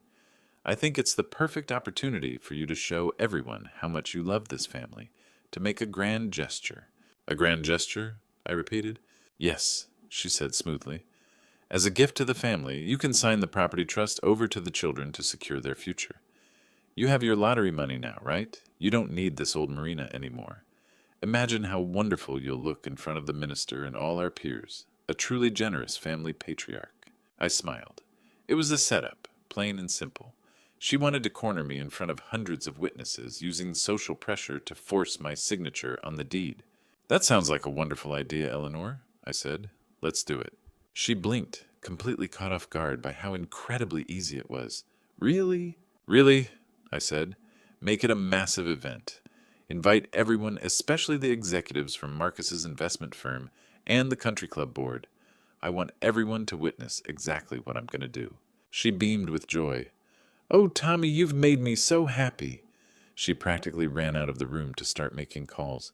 I closed the door, pulled out my secure phone, and called Tommy out in Sedona, Arizona. "Brother," I said, "get a haircut and buy a premium suit. You're coming home this Saturday, and you're going to be the star of the show." I hung up. Saturday was going to be Judgment Day, and I was bringing the fire. By midnight on the eve of the party, the air inside the mansion was so thick with tension you could practically taste it. I sat alone in the darkened living room, the only light cutting through the sheer curtains from the street lamps outside. I uncorked the vintage Bordeaux I had bought and poured it into a crystal glass. It was an incredible wine, rich and complex, far too good for this house, and completely wasted on the people sleeping upstairs. At 2 a.m, the clumsy scrape of a key echoed at the front door. The door swung open, revealing a swaying silhouette against the humid midnight air. It was Marcus. He stumbled across the threshold, slamming the door shut with his heel. The heavy stench of cheap whiskey and stale tobacco rolled off him in waves. He was completely drunk. Not a happy, celebratory buzz, but a bitter, toxic intoxication. The kind of drunk that looks to inflict pain just to ease its own misery. When he noticed me sitting in the armchair, he stopped, blinking heavily as his eyes adjusted to the dim light. "Well, look who it is, the king of the castle," he muttered thickly, staggering into the living room. His tie hung loosely around his neck, and his shirt was covered in stains. I took a slow, deliberate sip of my wine, watching him over the rim of the glass. I didn't say a word. I simply let his own clumsy noise shatter the silence. "What are you drinking there, old man?" he asked, taking an uneven step toward me. "Smells expensive. Did you steal that too?" "I bought it," I said calmly, gesturing to the bottle. "Would you like a glass, Marcus? It might help you sleep." He burst into a loud, mocking laugh that echoed harshly through the quiet house. Snatching the bottle right out of my hand, he ignored the glass entirely and took a massive, messy swig straight from the neck. Red wine spilled down his chin, staining the front of his white shirt. Wiping his mouth roughly with the back of his hand, a malicious glint sparked in his eyes. "You really think you're something special now, don't you?" he sneered, looking down his nose at me. "Just because you won a little cash? You think putting on a nice suit and buying a bottle of wine changes the fact that you're a nobody?" "What am I, Marcus?" I asked softly, playing the part of the confused old man perfectly. He leaned down, bringing his face dangerously close to mine. I could smell the rot in his soul. "You are absolutely nothing," he whispered, leaning in. "You're just a placeholder. You're an antique sitting on top of a gold mine, and you're too stupid to see it. Honestly, Tommy, I'm sick of looking at your face." He took another massive gulp from the bottle, his body swaying slightly. Right then, I saw my opening. Drunks love to talk. They love to brag. They love to feel superior, especially when they think they're talking down to someone beneath them. I needed him to keep talking. I needed him to say the words out loud so the recording software running on the secure phone in my breast pocket would capture every single syllable. "You've always hated me, haven't you, Marcus?"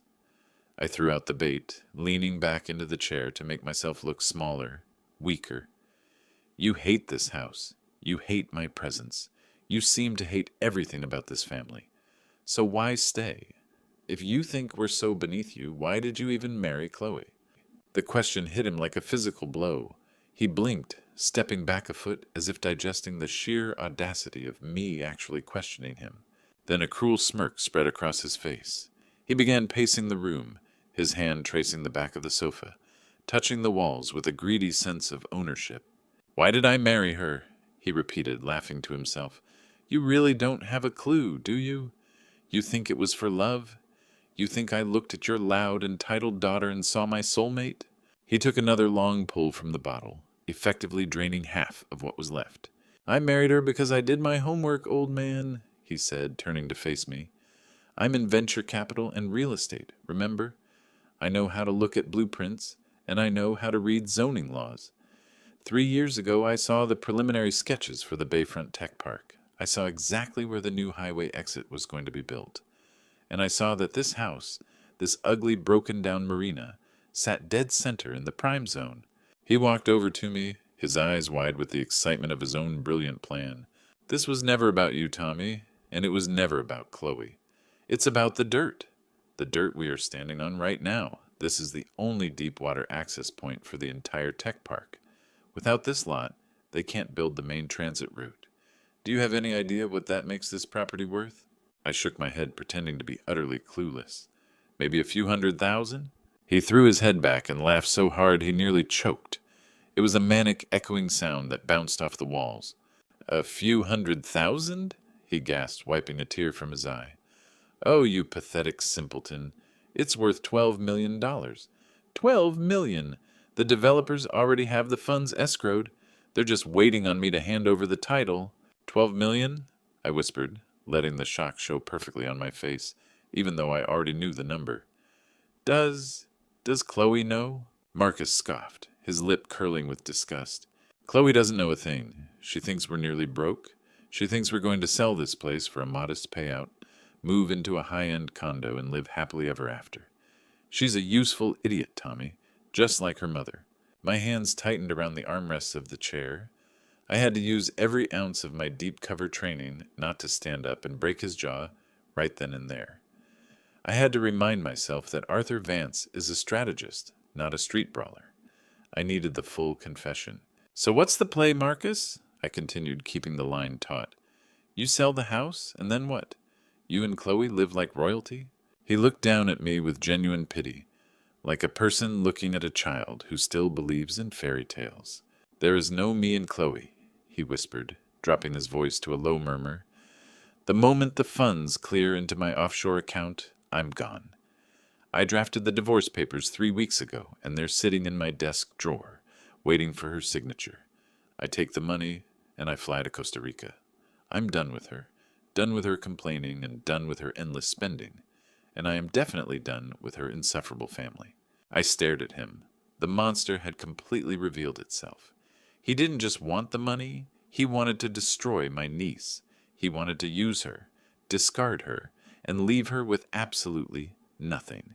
It was cold, calculated financial ruin.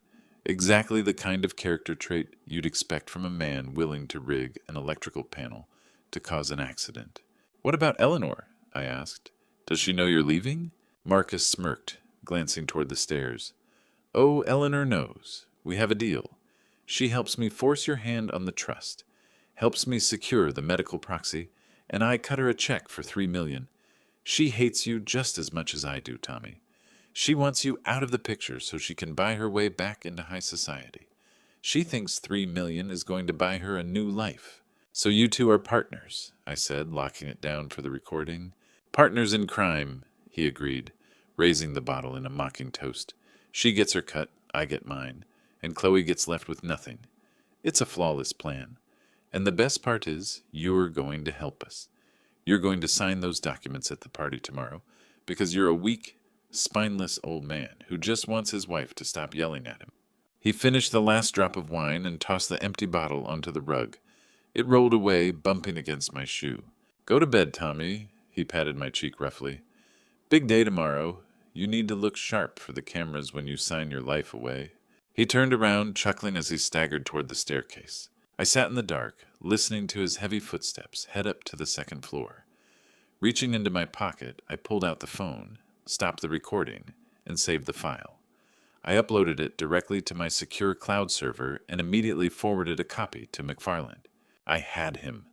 I had the complete confession, the motive, the conspiracy, the fraud, all captured in his own drunken, slurred voice. I stood up to go to bed, but right as I did, I caught a faint sound, a tiny creak, like a floorboard shifting under a sudden weight. I looked up toward the top of the stairs. The hallway was completely dark, but a sliver of light cut through a door that was cracked open just a fraction of an inch. It was Chloe's bedroom. I walked over to the base of the stairs and looked up. I saw a shadow move. I saw a hand gripping the doorframe so tightly the knuckles were white. Chloe was standing right inside her room. She hadn't been asleep. She had been listening the entire time. She had heard every single word. She heard her husband call her a useful idiot. She heard him admit he was abandoning her. She heard him outline the plan to steal the family's massive wealth and leave her with nothing. I didn't say a word. I didn't call out to her. I just stared up at that door, letting the silence stretch between us. She knew now. She knew her father wasn't the enemy. She knew the man she had championed, the man she had protected while helping mistreat her own father, was actually a snake ready to ruin her life. I turned off the living room lamp, plunging the first floor into total darkness, and went back to the guest room to lock the door. As I lay on the bed staring at the ceiling, I realized the board had changed. The players were set, but now I had a wild card in the mix. Chloe knew the truth. I wondered what her next move would be. Would she confront him? Would she break down? Would she come to me? Closing my eyes, I mentally rehearsed the events for tomorrow's party. I envisioned the tents on the lawn, the guests arriving, and the exact moment the trap would snap shut. "Sleep well, Marcus," I whispered into the dark. "Enjoy your last night of freedom, because tomorrow the bill comes due, and I will ensure you pay it in full." The morning of the party arrived with a thick, suffocating humidity that signaled a major afternoon storm. The heavy weather was the perfect backdrop for what was about to unfold. I sat on the back porch sipping black coffee, watching the catering crew set up a massive white tent across the lawn, the arena for what was about to happen. I felt completely calm. It was the calm of a professional waiting for the exact moment to strike. Behind me, the glass sliding door creaked open. I didn't turn around. I knew exactly who it was from the scent of expensive perfume and the frantic energy trailing behind her. It was Chloe.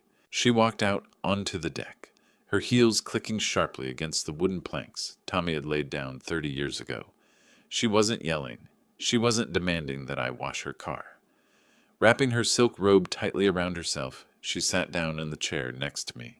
She looked exhausted, her eyes red and puffy, and she kept glancing back toward the house as if terrified someone would walk out. "Dad," she whispered, her voice carrying a noticeable tremor. I took a slow sip of my coffee and looked at her. I simply waited.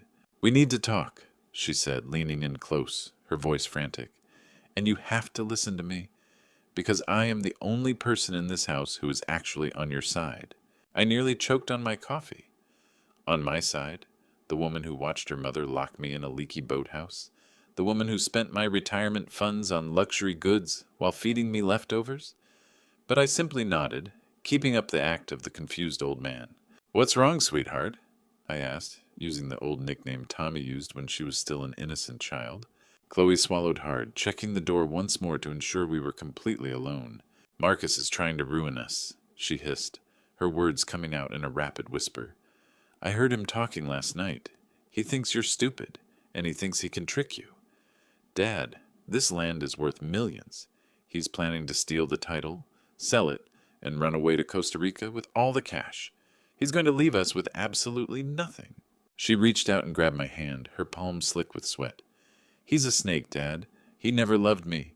He just wanted the property. You cannot sign those papers he gives you today." I looked down at our joined hands. So she knew the truth. She knew she had been betrayed. And yet her first instinct wasn't to protect her father's life. It was to ensure she secured her piece of the multi-million-dollar pie. "Then what should I do, Chloe?" I asked, forcing a tremor into my voice. "I don't want to lose the house. Eleanor said it was for the best." "Mom is an idiot," Chloe snarled. "She thinks she can control Marcus, but she can't. He'll discard her the second he gets that signature. No, Dad, you have to trust me. I have a plan." I leaned back, pretending to be intrigued. "A plan?" "Yes," she said rapidly. "I printed out a new legal document this morning while they were asleep. It's an irrevocable trust transfer. It puts the entire estate in my name. The second you sign it over to me, I'll throw Marcus out and file for divorce. I'll take care of you, Dad. I'll sell the land for the real price, and we'll both be multimillionaires." I looked deep into her eyes, and all I saw was pure, unadulterated greed. She didn't care that her father had been forced to sleep on a cold concrete floor. She only cared that Marcus was trying to steal the $12 million she felt entitled to. Her grand plan was simply to rob the robber. A wave of disgust washed over me. I wanted to tell her right then that I wasn't her father. I wanted to tell her that her real father was a good man who would have given her the world if she had shown even a shred of decency. But I kept my rage in check. I needed her to play her part for just a little longer. "You would really do that for me?" I asked, widening my eyes to look vulnerable. "You would protect me?" "Of course," she lied smoothly, squeezing my hand tightly. "I love you, Dad. I just want what's best for us. You sign the papers over to me, and I'll handle Marcus." I looked out at the massive white tent on the lawn, the stage where this tragedy was about to reach its climax. "All right, Princess," I said softly. "Bring the papers. When we get up on that stage today, hand them to me. I'll sign whatever you want." Her face lit up with a predatory glow, the smile of a shark sensing blood in the water. "Thank you, Dad. You won't regret this." She leaned in and kissed my cheek. It felt exactly like the kiss of Judas. The next few hours were a masterclass in suffocating tension. Marcus paced the living room, checking his watch every 5 minutes, speaking in hushed, urgent tones with his developer contacts to ensure the transaction was locked down. Chloe remained in her room, printing out her documents, eventually coming downstairs in a sharp business suit, clutching her blue folder like a shield. She completely avoided Marcus, refusing to even look in his direction. Eleanor marched around like a general, barking orders at the caterers and screaming at me to go wash up and change. Yet, her eyes kept darting suspiciously between her husband and her daughter. She could feel the icy wall between them. She knew something was happening under her roof, but she couldn't piece it together. She was losing control, and it was driving her mad. I went upstairs to change. Under the hot water, I washed away every trace of their touch, scrubbing the cheek where Chloe had kissed me.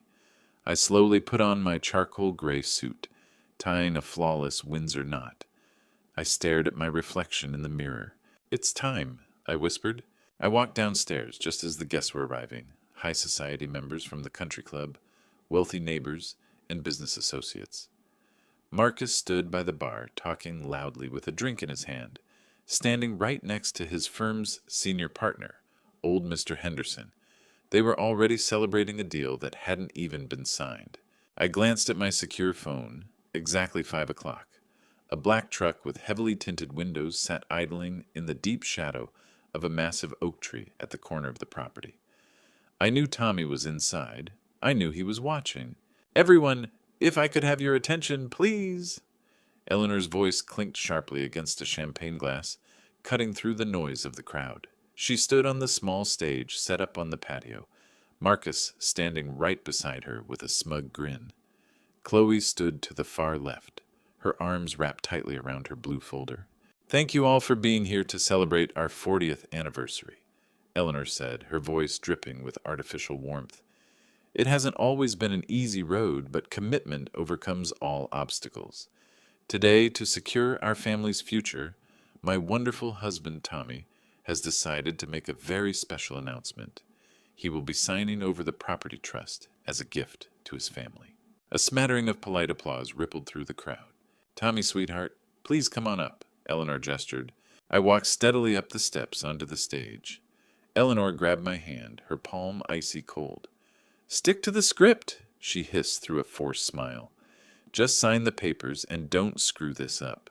On the small table lay the power of attorney and trust deed. Marcus had prepared, alongside an expensive gold pen. I picked up the pen. It was heavy. I looked down at the documents. It was exactly what McFarland had warned me about, a total transfer of ownership to Eleanor and Marcus. Chloe's name wasn't even on it. It was just a contract between two thieves. I looked at Marcus. He raised his glass to me, thinking he had won. I looked at Chloe, who took a step forward, raising her blue folder, ready to intercept the deal. I didn't sign. Instead, I reached out and pulled the microphone from its stand. "Thank you, Eleanor." My voice boomed through the speakers, instantly silencing the entire yard. "But before I sign anything, I have a few words to say. I want to tell you all a story." Eleanor's smile completely froze. This was not part of the plan. Tommy was a stutterer. Tommy was timid.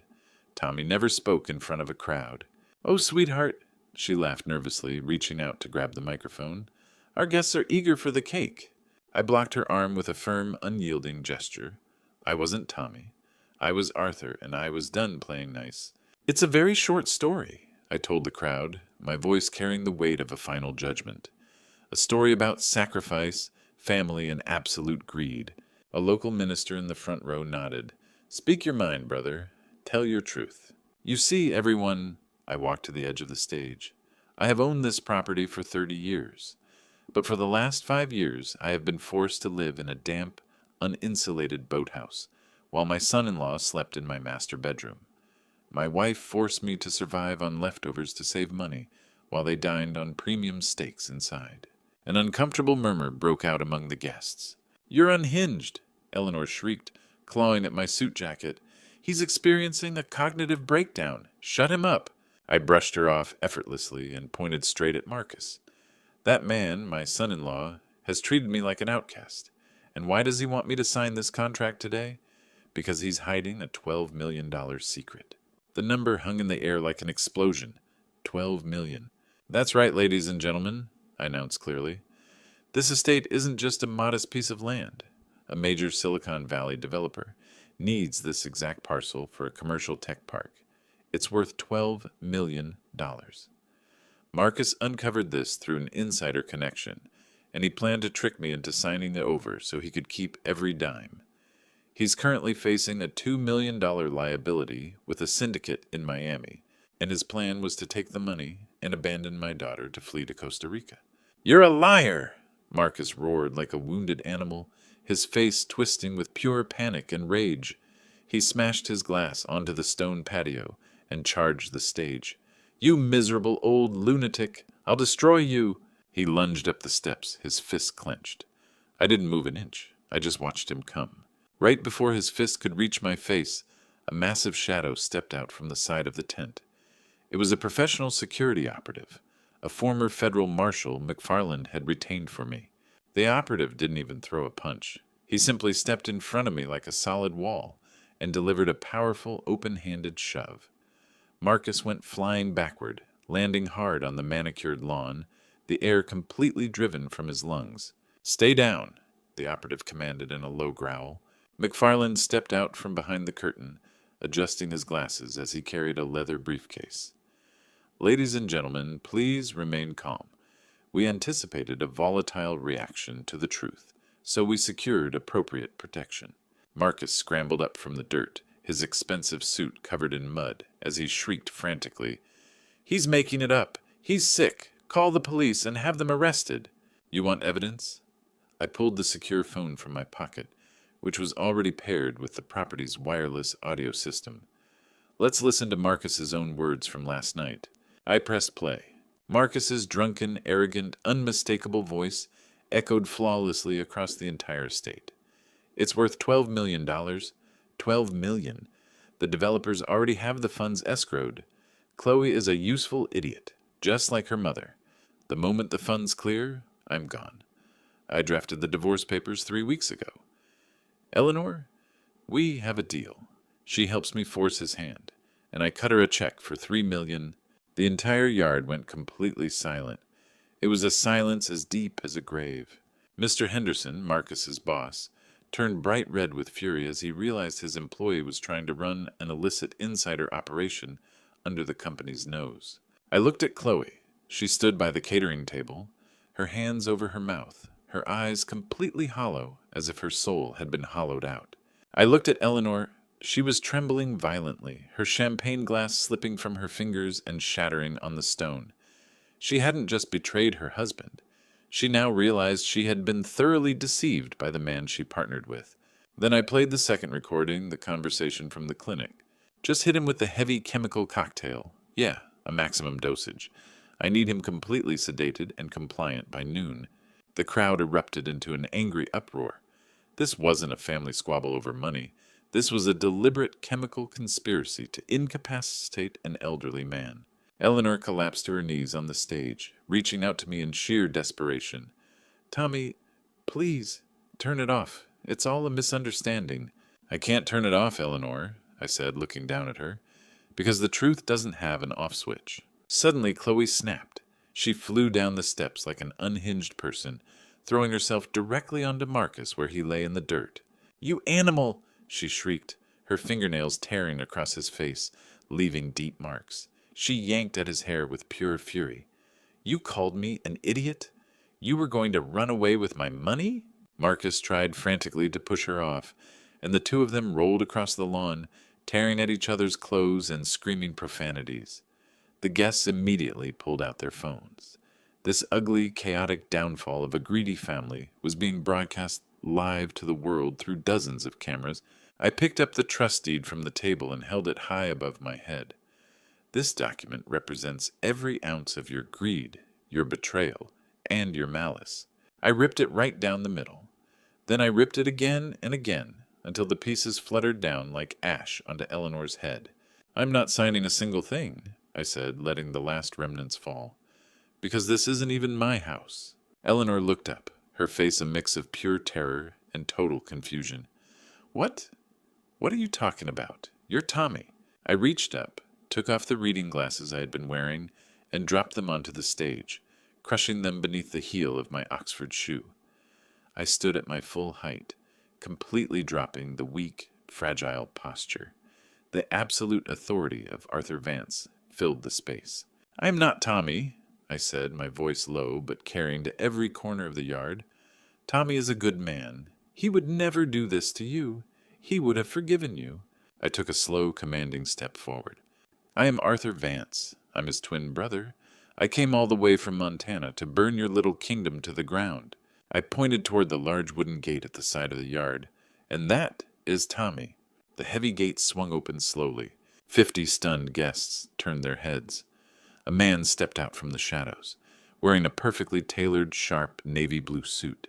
His hair was neatly cut, his beard trimmed into a clean, sophisticated goatee.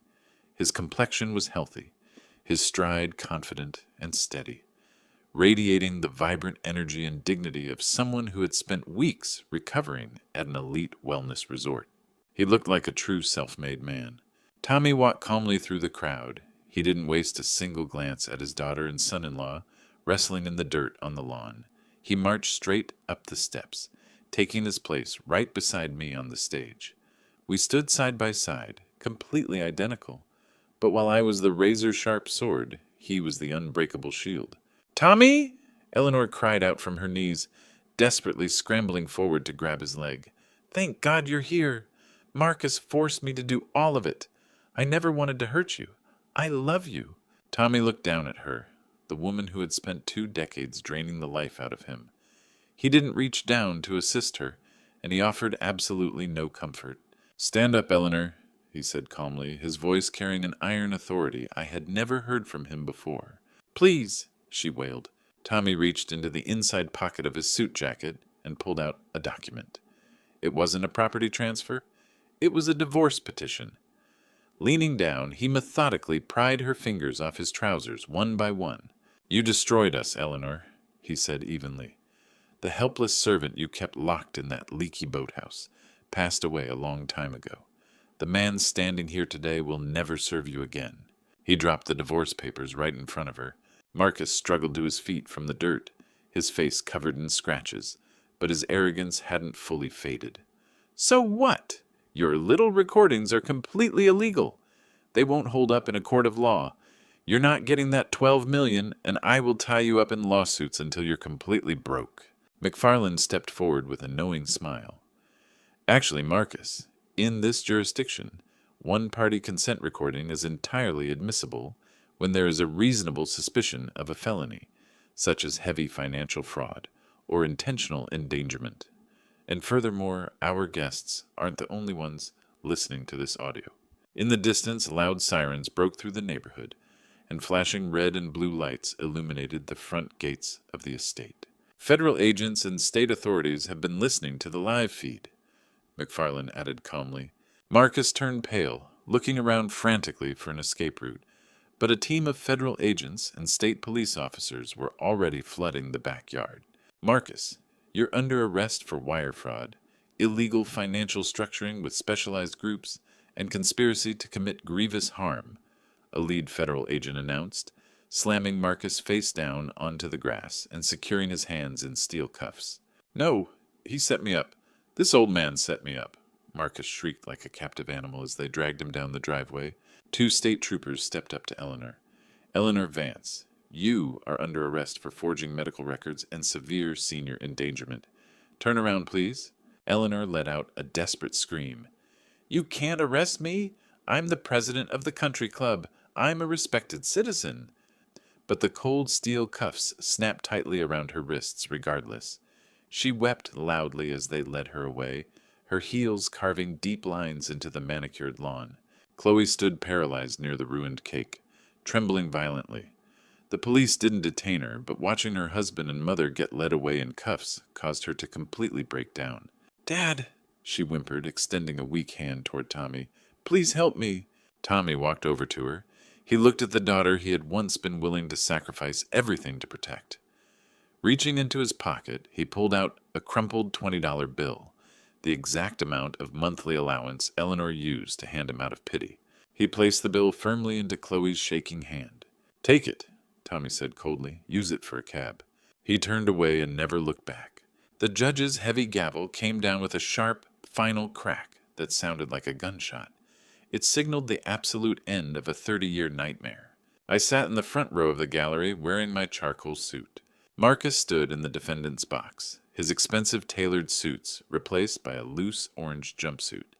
He had lost 20 pounds in county lockup, his smug arrogance entirely replaced by a desperate, nervous twitch. Given the cross-border fraud, wire schemes, and the chemical setup at the clinic, the federal judge showed absolutely no leniency. 12 years in a federal facility, with zero possibility of early release. The moment the sentence was handed down, Marcus's legs buckled, and he collapsed back onto his chair. He darted his eyes toward the back of the courtroom, desperately searching for anyone to save him, but he only found me. I watched him with total calm, witnessing justice run its course. The marshals took hold of him and led him away, ensuring he wouldn't see a day of freedom for over a decade. Eleanor didn't fare much better. To avoid an extended prison term, she accepted a plea deal, turning state's evidence against Marcus. She received probation, but in civil court, McFarland completely dismantled her assets. She was legally stripped of every single piece of marital property. A few weeks ago, I drove past her current residence, a rundown trailer park on the lower end of Tampa.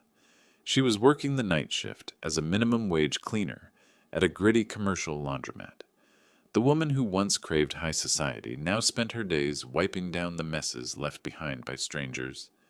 She looked visibly exhausted, aging 20 years in a matter of months, living like a ghost on the absolute margins of society. As for Chloe, while she avoided legal charges, her social ruin was total. The viral video of her tantrum at the anniversary party completely destroyed her reputation online. Her high society friends blocked her instantly, treating her like a pariah. Burdened with massive credit card debt, she took a job working the overnight desk at a budget highway motel. I caught a glimpse of her right before leaving Florida. A traveler had accidentally spilled coffee near the counter, and she was forced to keep her head down, apologizing repeatedly. Her entitlement had been thoroughly dismantled by reality. The week after the party, Tommy signed the official paperwork, selling the waterfront property to the developers for the full $12 million. The funds cleared within 24 hours. Tommy didn't purchase a mega mansion, and he didn't buy a mega yacht.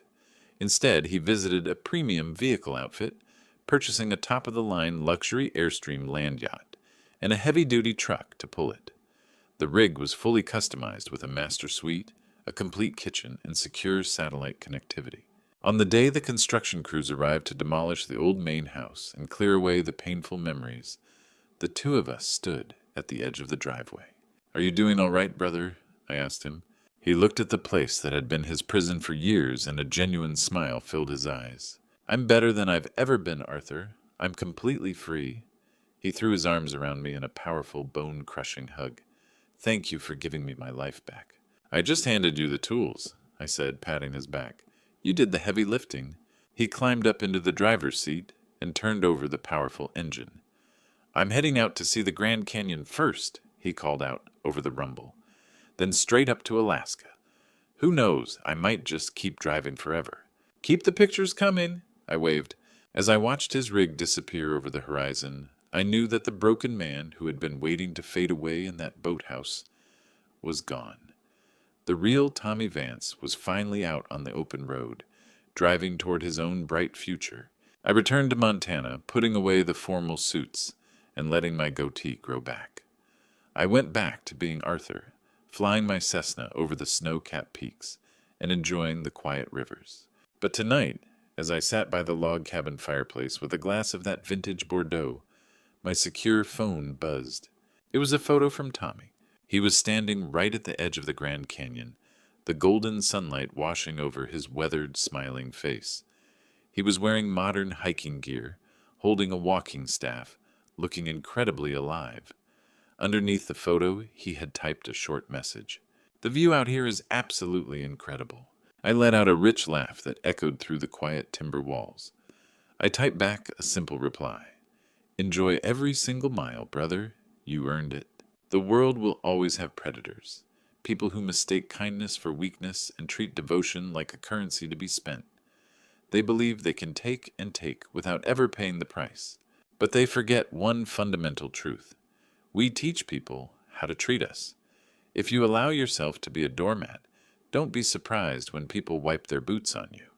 However, it is never too late to take a stand. Sometimes you just need a little backup to find your footing. But once you do, ensure your voice is loud enough to reshape your world. I raised my glass toward the silent peaks outside, offering a quiet toast to my brother, who had finally stepped into the light. If you enjoyed this journey of justice and family redemption, make sure to drop a like and subscribe to the channel. Let me know in the comments below if you would have gone to the same lengths to protect your family. Until next time.